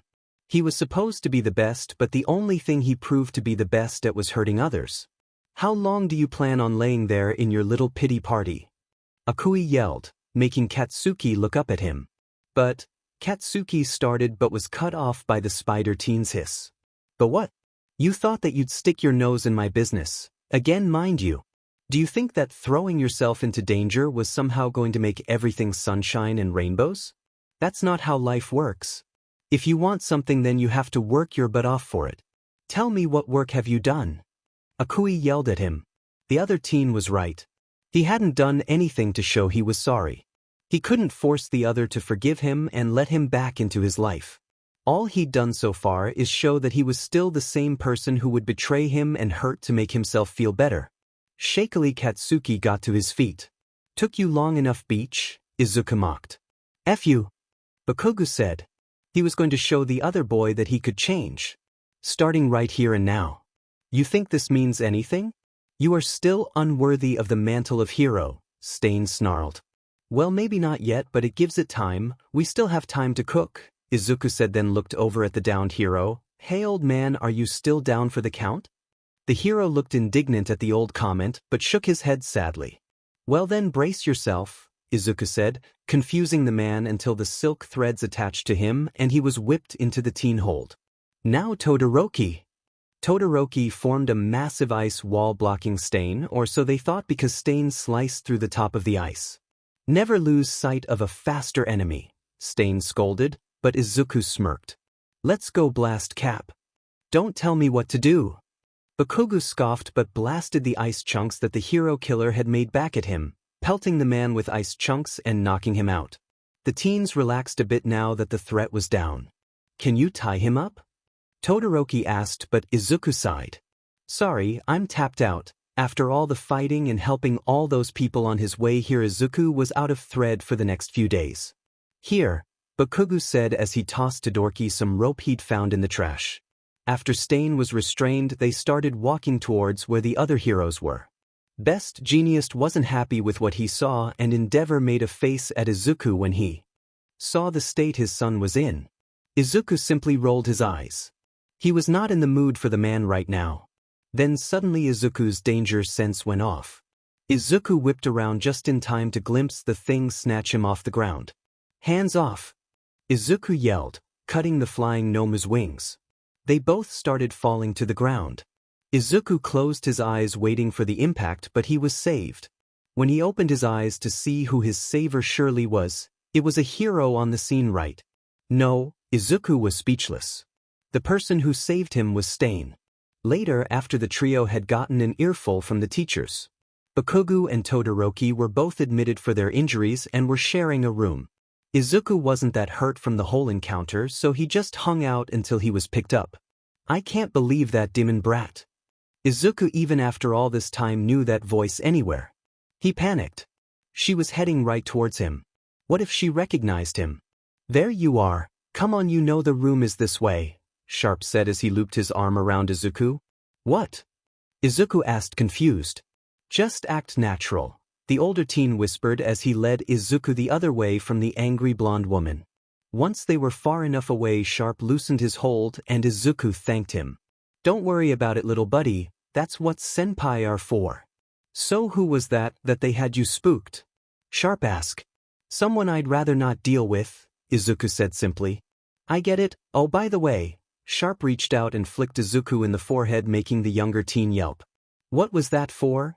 Izuku said as he rubbed the spot, and Sharp just looked at him. You know, I already got an earful from Snipe. As you should have, dude, you could have gotten killed, but Sharp sighed. Listen, I get it, your friend was in trouble, and know you this won't be a one-time thing, so give me your phone. Izuku looked confused but handed it to him and the older teen took it. This is my number, the next time you have a harebrained idea at least call me. Doesn't matter the time or place, call, because if I go then I can help cover for your dumbass. Thanks, I will. Izuku didn't expect this from the other boy, especially with how carefree the other acted. Good, now be a good little kohai for a while and maybe you'll be as cool as me one day, Sharp said as he waved Izuku goodbye. I do just attract weirdos, Izuku laughed. Dobby was fidgeting with his hands as the front door rang. He couldn't do this, it wasn't right, not after all this time. Maybe he could make it out the window before anyone noticed he was gone. Tensei then grabbed his hand, stopping his panic before it could get out of control. Hey, I'm right here with you no matter what. Okay, Dobby said slowly, opened the door, and on the other side was a face he hadn't seen this close in so long. Show. They're not talking, Mei whispered to Izuku from their hiding place down the hall. I know, but hey, at least we know for sure they're related now, ow. Izuku yelped as Mei pinched his side. Be serious. There has to be something we can do. He's your friend, how do we get them to talk? Mei asked him. Easier said than done. Todoroki wasn't much of a talker, and getting Dobby to talk, well, there was a reason the man hadn't said anything about his blood relatives. James honked, grabbing their attention. You want to go in, buddy? He asked James, who honked in confirmation. All right, get in there, James. Mei said, if there was anyone that could get someone to talk it was the goose. Dobby and Shudo were both not saying anything as they both looked down at their glass. That's when James came into the center of the room, honked very loudly, and sat down. Never leaving eyes, never leaving the pair. You have a pet, do? Dobby flew over and covered Shudo's mouth before he could finish. Trust me, you don't want to finish that. But to answer your question, this is James the Goose, and he does not like being called a duck. Dobby said. Even though he'd spelled it out, James still let out a hiss and glared at the man. He looks like the bird I saw at the park once with Fumi, when I was little, Shudo said. How are they? Nasuto and Fumi, I mean. Dobby asked. Nasuto moved out years ago. He doesn't really come by, and Fumi, she died before Nasuto left, Shoyuta told him, and Dobby felt even worse. It was just Shudo alone with Endeavor for all this time? There was a pause, and Shudo asked him the question Dobby was dreading. Why did he leave? I wish I could say it was because I couldn't stand Enji anymore, but it wasn't. Understand, from the time I took my first steps, he told me I was going to be the one to take on his legacy. When I was a kid, I wanted to make him happy and proud more than anything. I did everything he told me, trained till I could barely move but kept going back for more. Then one day, Dobby stuck out his finger to let the blue flame burn before putting it out. My flames turned blue. I was so happy, and he was too, until he saw the drawback. My flames hurt me too, but even still I wanted to keep going, but he never looked at me the same after that. When he said Mom was having another kid, I didn't think anything about it, but when Nasuto turned out to have a weaker version of Mom's quirk and Enji wasn't happy about it, I understood. He was just trying to make my replacement. Dobby said bitterly. It still hurt to think about, but Tensei looked at him from the kitchen, softly encouraging him to continue. I thought I could be better. I thought if I just kept working he would see that I'm not defective. I could still be his son, but he didn't care. Then you were born, and he said you were his perfect creation. I felt my world shatter, and I hate myself for this. No, Shudo, I really do, but I hated you. I lost control and ended up like this. Guess Enji thought it would be better if everyone thought I was dead. Dobby finished and looked at Shudo. Do you still? The teen asked him. Still what? Dobby asked back. Hate me? I understand if you do, Shudo said. What, no? I never hated you, Sho, not really. I could never truly hate you. Dobby said quickly. Then why did you stay away? Why did you leave us all alone? Shudo said, his voice breaking a bit as he fought to control himself. I thought about coming back. Making Enji sorry he ever tossed me away, but what if he was right? What if you all were better off with me dead? I thought you'd all be better without me. Dear God, I'm sorry, Shudo. I'm so sorry. Dobby broke down. Enji was right, he was better off dead. The next thing that happened took Dobby by surprise. Shudo hugged him. Dobby was taken back but hugged his younger brother back. Tensei smiled as watched them. The two were clearly hurting, but he'd be there every step of the way to help them. After all, brothers were something he had a lot of expertise in. It was evening time when Enji had just gotten home. It had been a long day, so when he sat down for dinner and asked the maid where Shudo was, she told him he was staying at a classmate's house because their studying went later than they thought. Enji was glad his son hadn't been around the spider brat. That child was nothing but a bad influence on his Shudo. As he went to the bedroom for the night, he thought about the replacements he'd needed to hire. 2 of his sidekicks hadn't come in for the last 2 days, neither called nor given any explanation. He didn't get where he was by tolerating such things. Meanwhile, in a warehouse on the outskirts of town, 2 people were tied to chairs. You know, it was fun playing with you 2 boys, but I was really hoping Endeavor would show up looking for both, seeing as you're his top men, but I guess not, the white-haired woman sighed, cutting the ropes and freeing them. You're really letting us go? One of the men asked weakly. The door is right over there, she told them, pointing to the open where moonlight shined in.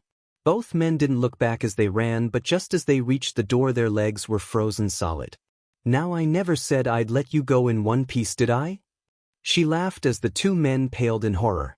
As she left the warehouse, someone, Grian, was there to meet her. You sure know how to hurt a guy, Grian chuckled as he saw the mess she'd left behind. Just be glad it's not you. Now what do you want? She said. I've been asked to scout out some talent and thought you'd be perfect for the job, Grian said. And why would I want to work for someone? She told him the air around was chilling a bit. That would be because of their Flying Stains banner, Grian said. Now that had her interest. Fine, but this better be worth my time, she said. I know it will be, he said as he opened the door for her. It was that time of year again. The one every student dreaded, exam time. Dude, are you alright? Hitoshi asked Izuku. The other teen looked like death warmed over. If the stress of the exam is getting to you, I can help you, schedule, Tenya said, and Izuku quickly said no. The last thing he needed was to be on one of Tenya's crazy study schedules. He still remembered the first time he agreed. What kind of crazy person could time the bathroom break like that? It was this reason Izuku made sure to keep his grades good. I'm fine, I'm just worried about the practical part of the test. Izuku knew this part of the test was done in pairs, but the pairs hadn't been announced yet. Yeah, I could see how that stresses you out, Hitoshi said. Most of the class was still keeping their distance from the spider teen. Maybe we'll be on the same team? Todoroki said hopefully. The fire and ice user had been hanging out with them more ever since his meeting with Dobby. It was nice having other teens around and showing him things that he'd never experienced before. That would be pretty great, Izuku said. Hopefully, he got one of them as his partner. From what he'd heard from Spike, they'd be fighting robots. He could handle that on his own if his partner didn't want to work with him. That was Izuku's thought as Aizawa came into the classroom. Katsuki wasn't sure what to say when it was announced that he and Akui would be exam partners. They hadn't spoken since the whole stain thing happened. It didn't help that in this exam they'd be facing off against All Might. We should focus on going all out on All Might, Katsuki said, and Izuku scoffed. Of course, you'd think two high school students could take the #1 hero, Izuku said. I don't see you coming up with any ideas. And why are you acting like we can't? You were able to at Tiffany's. Katsuki yelled back, then quickly realized his mistake as an ashamed look was on Izuku's face. You don't know a med thing about that. Izuku yelled back. Before Katsuki could say anything back, Izuku suddenly pulled them out the main street they were standing and onto a side one just as a powerful wave of air rushed down, breaking glass and buildings. Wow, Katsuki said at All Might's powerful display. All Might wasn't sure why he was assigned to be the teacher for young Akui's exam. Despite knowing the teen wasn't in his right mind, he was still wary of the boy. Even if he didn't know it, he very nearly found out about his secret. You don't think you can hide from me, do you? He said as he looked down where the two had gone. He would see for himself if Akui was really worthy of being a hero. Izuku cursed as he pulled Bakugu along out of the way of the hero's warpath. He does realize this just a test, right? Izuku said as he stopped to catch his breath. Of course he does, that's why he's going all out, and we're not going to win if we keep running, Bakugu said. I haven't been running around aimlessly, Izuku sighed as he pointed to the gate. They weren't that far from it now.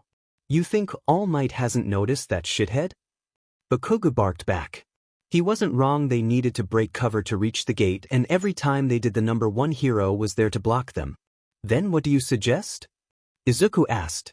All Might had to say he was impressed the boy had done an excellent job avoiding him. They weren't that from the gate, but he wasn't about to make this easy. If they wanted to pass, then they'd have to get past him.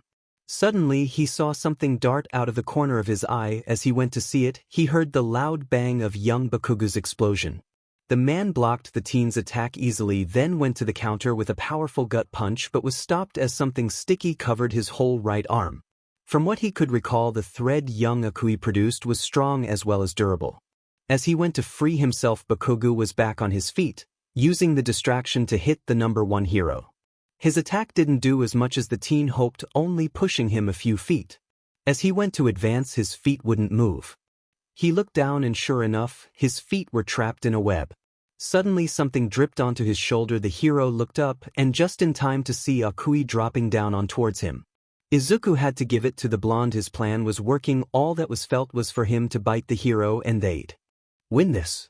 As Izuku dropped down, his danger sense blared at him. Before he could understand what was wrong, All Might had made a massive wind current trapping him inside before he flung him hard into a building.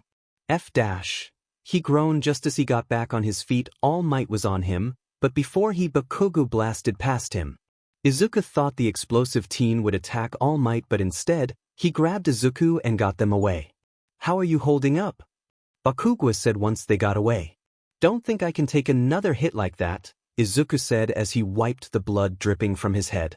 Damn it, then what, we just fail? Bakugu growled angrily. He did not fail tests no matter what. No, we try something else, Izuku smirked. This was going to be good. Finding the young teens was proving hard. Young Akui's webs were certainly hindering his progress. Suddenly a dumpster came rushing towards him. He was easily able to jump out of the way, but then he saw young Bakugu riding on top of it. Nice try, young Bakugu, All Might said as he knocked young Bakugu from the speeding trash can. The boy held his stomach as the contents were emptied on the ground. He might have gone too hard with that hit. As he looked around, he realized Akui wasn't nearby to try another ambush. Where was he? Then suddenly the hero heard sounds of the gate chiming, declaring the student passed. How? All Might asked, then saw how the spider teen managed to get past him. The dumperst. The teens had used it to hide and not just as a distraction. Very well done, young men. He laughed. It seems his worry was unfounded. So, is anyone going to tell me where this training camp is taking place? Izuku asked Mei, Tenya, Hitoshi, and Todoroki. They were currently at the mall shopping for things they'd need while away from home. Nope, they all said collectively. For some unknown reason, everyone was keeping where the camp was from him. Now if that's settled, I think we should check up the upstairs, Hitoshi suggested as he pointed to the escalator. Hey, isn't that your class? Mei pointed to the other side. Sure enough, the rest of Class 1A was there. That's strange, I didn't receive any notification in the group chat. Tenya pulled out his phone to make sure he hadn't missed anything. He did suggest that they all come together, but no one replied. I'll be back, you guys go on without me. Izuku told Mei when to try and stop him. He blended into the crowd before she could. So she ran after him. Oh, those assholes. Hitoshi growled as he looked at his classmates. Hitoshi, calm down, let's go and talk to them, Tenya told him as they walked over. Idiot, Izuku said to himself. He should have expected this, it always happened. He didn't care that Class 1A wanted nothing to do with him, what he told himself, but it wasn't fair that it was extending to the others. He found a bench out of the way and sat down for a while. He just watched the people pass by until someone sat at the other end of the bench. Funny, I didn't expect to find you here, an all too familiar voice said. What, upset that I'm not dead in a ditch somewhere? Izuku said. His day just went from bad to worse as the person sitting was his sperm donor. Hisashi Midoriya. Hee, you know it's not good to live in the past. That's the problem with you young people today. Hisashi laughed as he took a puff of his cigarette. Yes, I'm the problem here. Is there something you want? Izuku asked him as he fought the panic. He hadn't seen Hisashi since the man had burned him and thrown him away like trash. I'll make this quick, you should stop trying to be a hero. The man said callously. Oh, and why would I do that? Seriously? Look at you, you think people would trust someone like you coming to save them? You don't really fit what the commission is going for. He told him. Is the hero recruiter telling me to be a villain? Izuku mocking was cut short as the man inched closer and his legs shot out, stopping just an inch from the man's face. In a way, yes, the higher up want people that can do some dirty work like you, Hisashi said, gesturing to him. No, Izuku stated. He was not going to be someone's attack dog and he would never work for this a-hole. He was going to be a hero. I don't think you're understanding what is being offered here. Hisashi was suddenly cut off by a scream. Prevert. Everyone in the shopping center turned and looked at Hisashi. Meanwhile, Mei pulled Izuku away during the distraction. Was that who I think it was?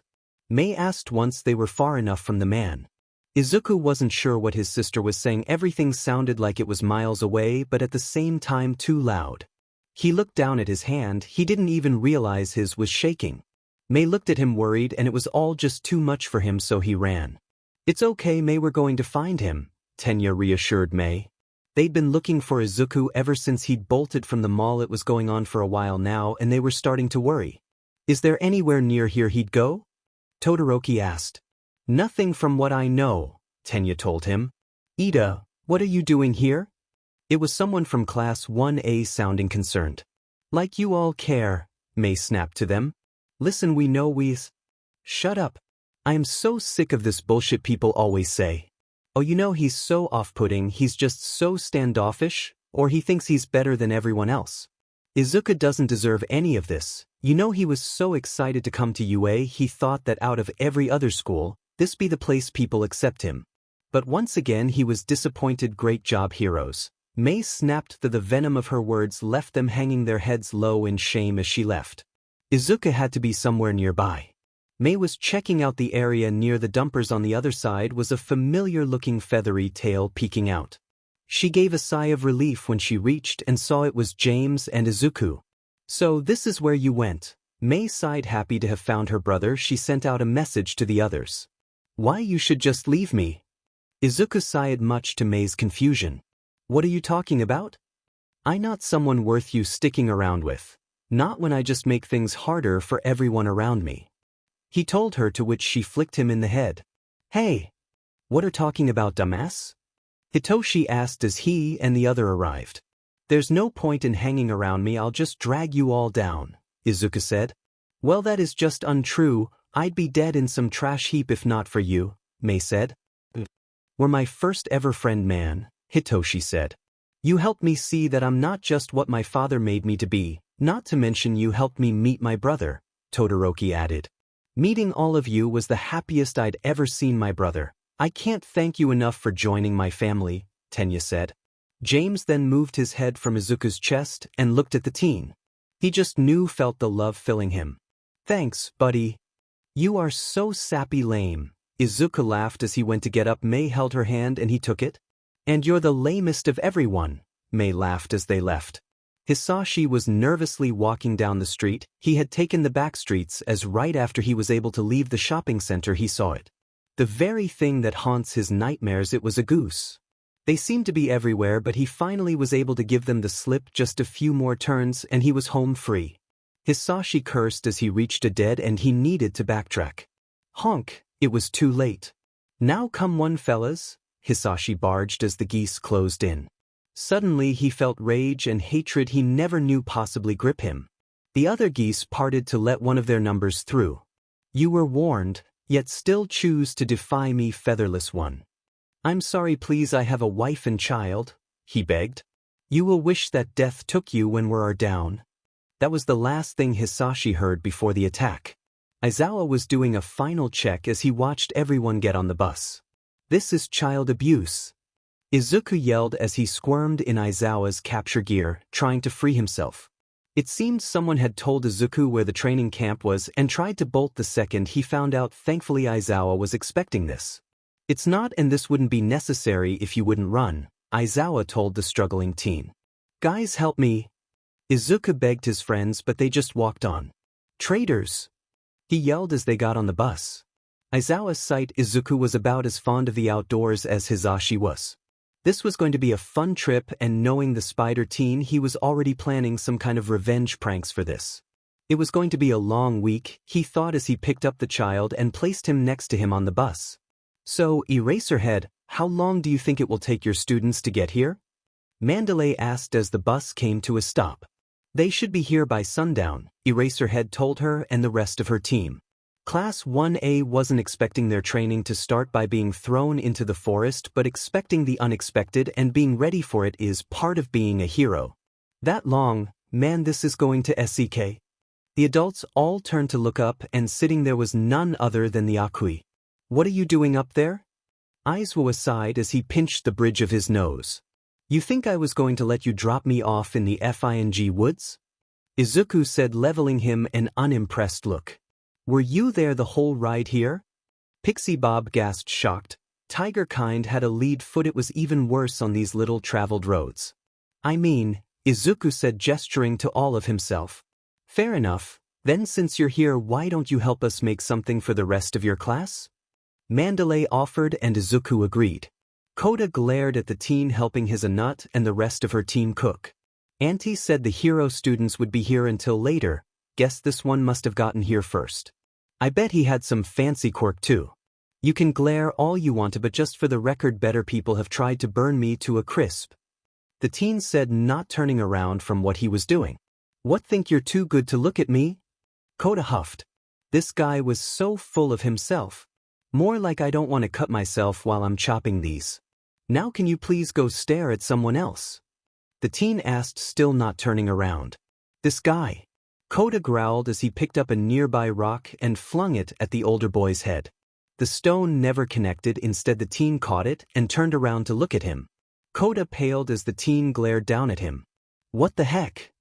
Izuku looked down at Kota. The brat lost all the color of his face now that Izuku had his eyes on him.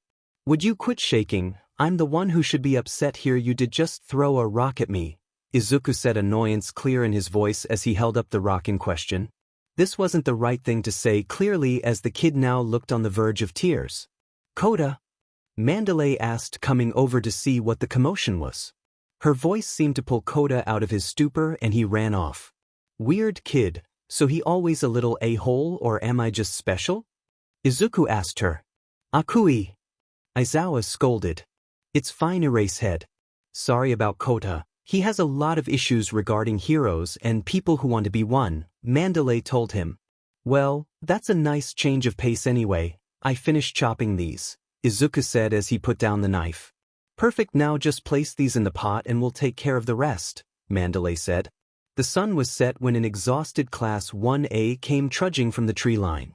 Hey guys, you look like hell. Luckily for you all, we just got done with the food, Izuku said with a smirk at everyone's shocked expression at seeing him here already. How'd you beat me here, a-hole? Bakugu shouted. There was no way that Aizawa was playing favorites. Oh, the second Aizawa let me loose, I knew something was up. Then when the stone beast knocked everyone over the edge, I dodged and hid on top of the bus here. Now do you want to eat now, or are you just going to let the food get cold? Izuku asked the shocked class. That was highly dangerous, Izuku. Tenya scolded as he went over to get something to eat, the rest of the class not far behind. This is good, Akui. Uraraka told him, others agreeing with her, much to the spider teen's surprise. It was a relief that none of his class had been injured during their trek to the training camp. Shoyuta knew the wild PP cats would harm any of the kids, but it did take them longer than he expected them to, but that made sense. Akui normally took point in situations like this, meaning they likely spent time organizing themselves. That was something they'd have to work on. Then there was of course the elephant in the room, 1A no longer trusted in one another. This wasn't a new problem and he couldn't help but blame himself for his failure at the USJ. If Akui hadn't needed to step in, no, he couldn't dwell on that, he needed to do something about this now, but what? As Shoyuta was thinking this over, he went to check on the kids. Most were accounted for except 4. Shoyuta cursed under his breath as he looked for the teens. Eraserhead, I think I found some of your kids, Pixie Bob said, leading him to an unused room that had a large cocoon off to the side. But sorry about this, the underground hero sighed. The second he took a step into the messy-haired Hui popped his head out of the cocoon sleepily. Teach, shouldn't you be sleeping? The teen asked. Care to explain all this, he said to the teen. I can't really get to sleep unless I make a web, and there wasn't room for this with the rest of the guys. I asked Tiger and he said it was fine, Akui informed them. Fine, I'm guessing the others are in there as well? Shoyuta asked on cue. Hitoshi, Tenya, and Todoroki's heads all peeked out. Is it soft in there as it looks? Pixie Bob asked curiously. It's softer actually, Ida told her. I can make you a blanket if you'd like, Akui offered, and the hero's face lit up at that. Ooh, this little kitten I got my eyes on, Pixie Bob said as she bounced off. Aizawa just sighed as he left the teens to sleep. This was going to be a long week. This is why I effing hate the woods. Izuku cursed as he wiped the blood from his brow. Standing before him was the crazed villain, Muscular, grinning at him. Izuku felt like his body was floating as his mind drifted closer to the waking world, but deeper sleep called to him. Why did he need to wake up anyway? Tenya would wake him when it was time. Yeah, Tenya and the others would. Wait, no. Izuku opened. The first thing he noticed was floating in some kind of tube, a mask covering his mouth, the only reason he was able to breathe. This was the type of thing movies with a lab, and as he scanned the room, sitting right to the left was an old man in a lab coat, and standing next to him was some guy in a suit and black mask. Oh, you're awake, that shouldn't be, it must have something to do with that quirk of yours, the doctor said, barely looking up from what he was reading. Izuku shot one of his legs up and tried to break the glass, but all it got was the smallest crack. You should feel proud that glass was able to stand up to the Nomu after all. But don't worry, you'll be better after I make some improvements, the Mad Doc said as he pressed a button, and Izuku was forced to the blackness of sleep. I think the master is spoiling that boy too much, the doctor sighed. Tamura wanted this one for himself, and it's important for his growth. Besides, it's good for children to have pets. All for one chuckled as he thought about his own guard dog. It would have been simple for the doctor to simply make the spider boy more agreeable, but that wasn't what Tamura wanted, and so the master said to leave that part of the teen alone. I leave this to you, doctor, All for One said as he left the man to his work. He did wonder what the heroes would do next and how Tamura would handle it. Demenit. Tensei snapped as he slammed the phone down on his desk as he rubbed his face in frustration. Still no word. Dobby said as stood in the doorway of his office at his agency. Tensei shook his head grimly. It had already been days since the training camp, days since Izuku was taken and there was no word. Tensei hadn't left his agency since he'd gotten the call everyone was working in overdrive. I feel so useless. What kind of hero can't even save their own kid? Tensei abashed when his phone dinged with a message. Tensei quickly picked it only for the hope to turn in anger. He tossed the phone into the couch. I understand you're mad at him, but try not to break your phone, Dobby said, placing a warm mug of tea in front of him. I'm not mad, this is my fault. I told Izuku everything would be fine and look what happened. The camp was attacked. I know Shoyuta tried, but this fact is that Izuku was taken under his watch. Tennessee vented to Dobby, who rubbed his shoulder. I don't know how you're so calm, Tennessee sighed. It was true throughout this whole ordeal. Dobby was calm and level-headed. He expected the dark-haired man to have but burned something to ash by now. Heh, have I ever told you how I first met Izuku? Dobby laughed, thinking back to the memory. Tennessee said no. Well, I told you I wasn't always this squeaky clean man you see before you. You don't say? Tennessee said sarcastically, rolling his eyes. I know, hard to believe. Anyway, these guys I was working with had a disagreement with my pay. Fists were thrown and I woke up chained in a storage container with two snot-nosed brats. Dobby watched as Tennessee's face paled. So you were rescued and adopted them after? Tennessee awed at that sweet thought. No one came to save us. In fact, they were said for getting caught up in my mess, picked the locks and escaped. So I'm not worried because I know he will survive. Heck, might have freed himself by now and is headed back home now. It also helps that he happens to have a mostly competent look for you, Dobby said, placing a small kiss on Tennessee's cheek as he finished. I found Izuku. Mei yelled as she came rushing in. Demenit. Izuku panted as he stopped to catch his breath. After he'd backed out, Izuku woke up in some kind of dark maze, not to mention Arahis. Something was following him. Izuku picked up his pace. He hadn't seen whatever the heck it was, but the last thing he needed right now was a monster. Through the twists and turns, Izuku kept running, but no matter how fast he ran, it was always just behind him. He turned right once more and it was a dead end. You know what F it? Izuku shouted as he turned to face his hunter. Izuku was primed as the pursuers started to come into view. Izuku launched an attack, but they stopped it. Would you stop that? They said to him. Not until you tell me who you are, Izuku said as he redoubted his attack. If you just look for 2 seconds, jackass. They yelled. Izuku took a good look at the other person and all 4 of his eyes bugged out. This person looked just like him, but his fur was red. Who the hell are you? Izuku demanded, taking a step back. Aren't you supposed to be the smart one? I'm clearly you a hole, Red Izuku said. Ah, great, that mad scientist dropout drugged me. Just what that hurt fucker. Izuku growled. But now, as much as I'd like to get us out of danger, as usual I can't. I think I need your help. I feel sick, Red Izuku groaned, the word tasted like trash on his tongue. Okay, other me, then tell me, how do we get out of here then? Izuku asked him. I don't know, thinking is your job. Red Izuku yelled back, flustered. Izuku looked at his doppelganger's expression. He was frustrated. He thought back to what the others said, that he was the one that saved him, meaning this was that part of him. The wild part that lashed out at any threat. He looked so confused and a little scared. That made sense, he was too. Sorry, I was freaking out. It's not like this is your fault, Izuku told him. It's fine, I know you don't care for me very much, Red Izuku said, rubbing his arm as he looked away. That's not true, Izuku said, and the others shot him an unconvincing look. I don't look, I never hated you. Truth be told, I know I'd have been in the ground 6 times over without you, but maybe tone it down a little, Izuku suggested. I'll see what I can do after we get out of here, Red Izuku said.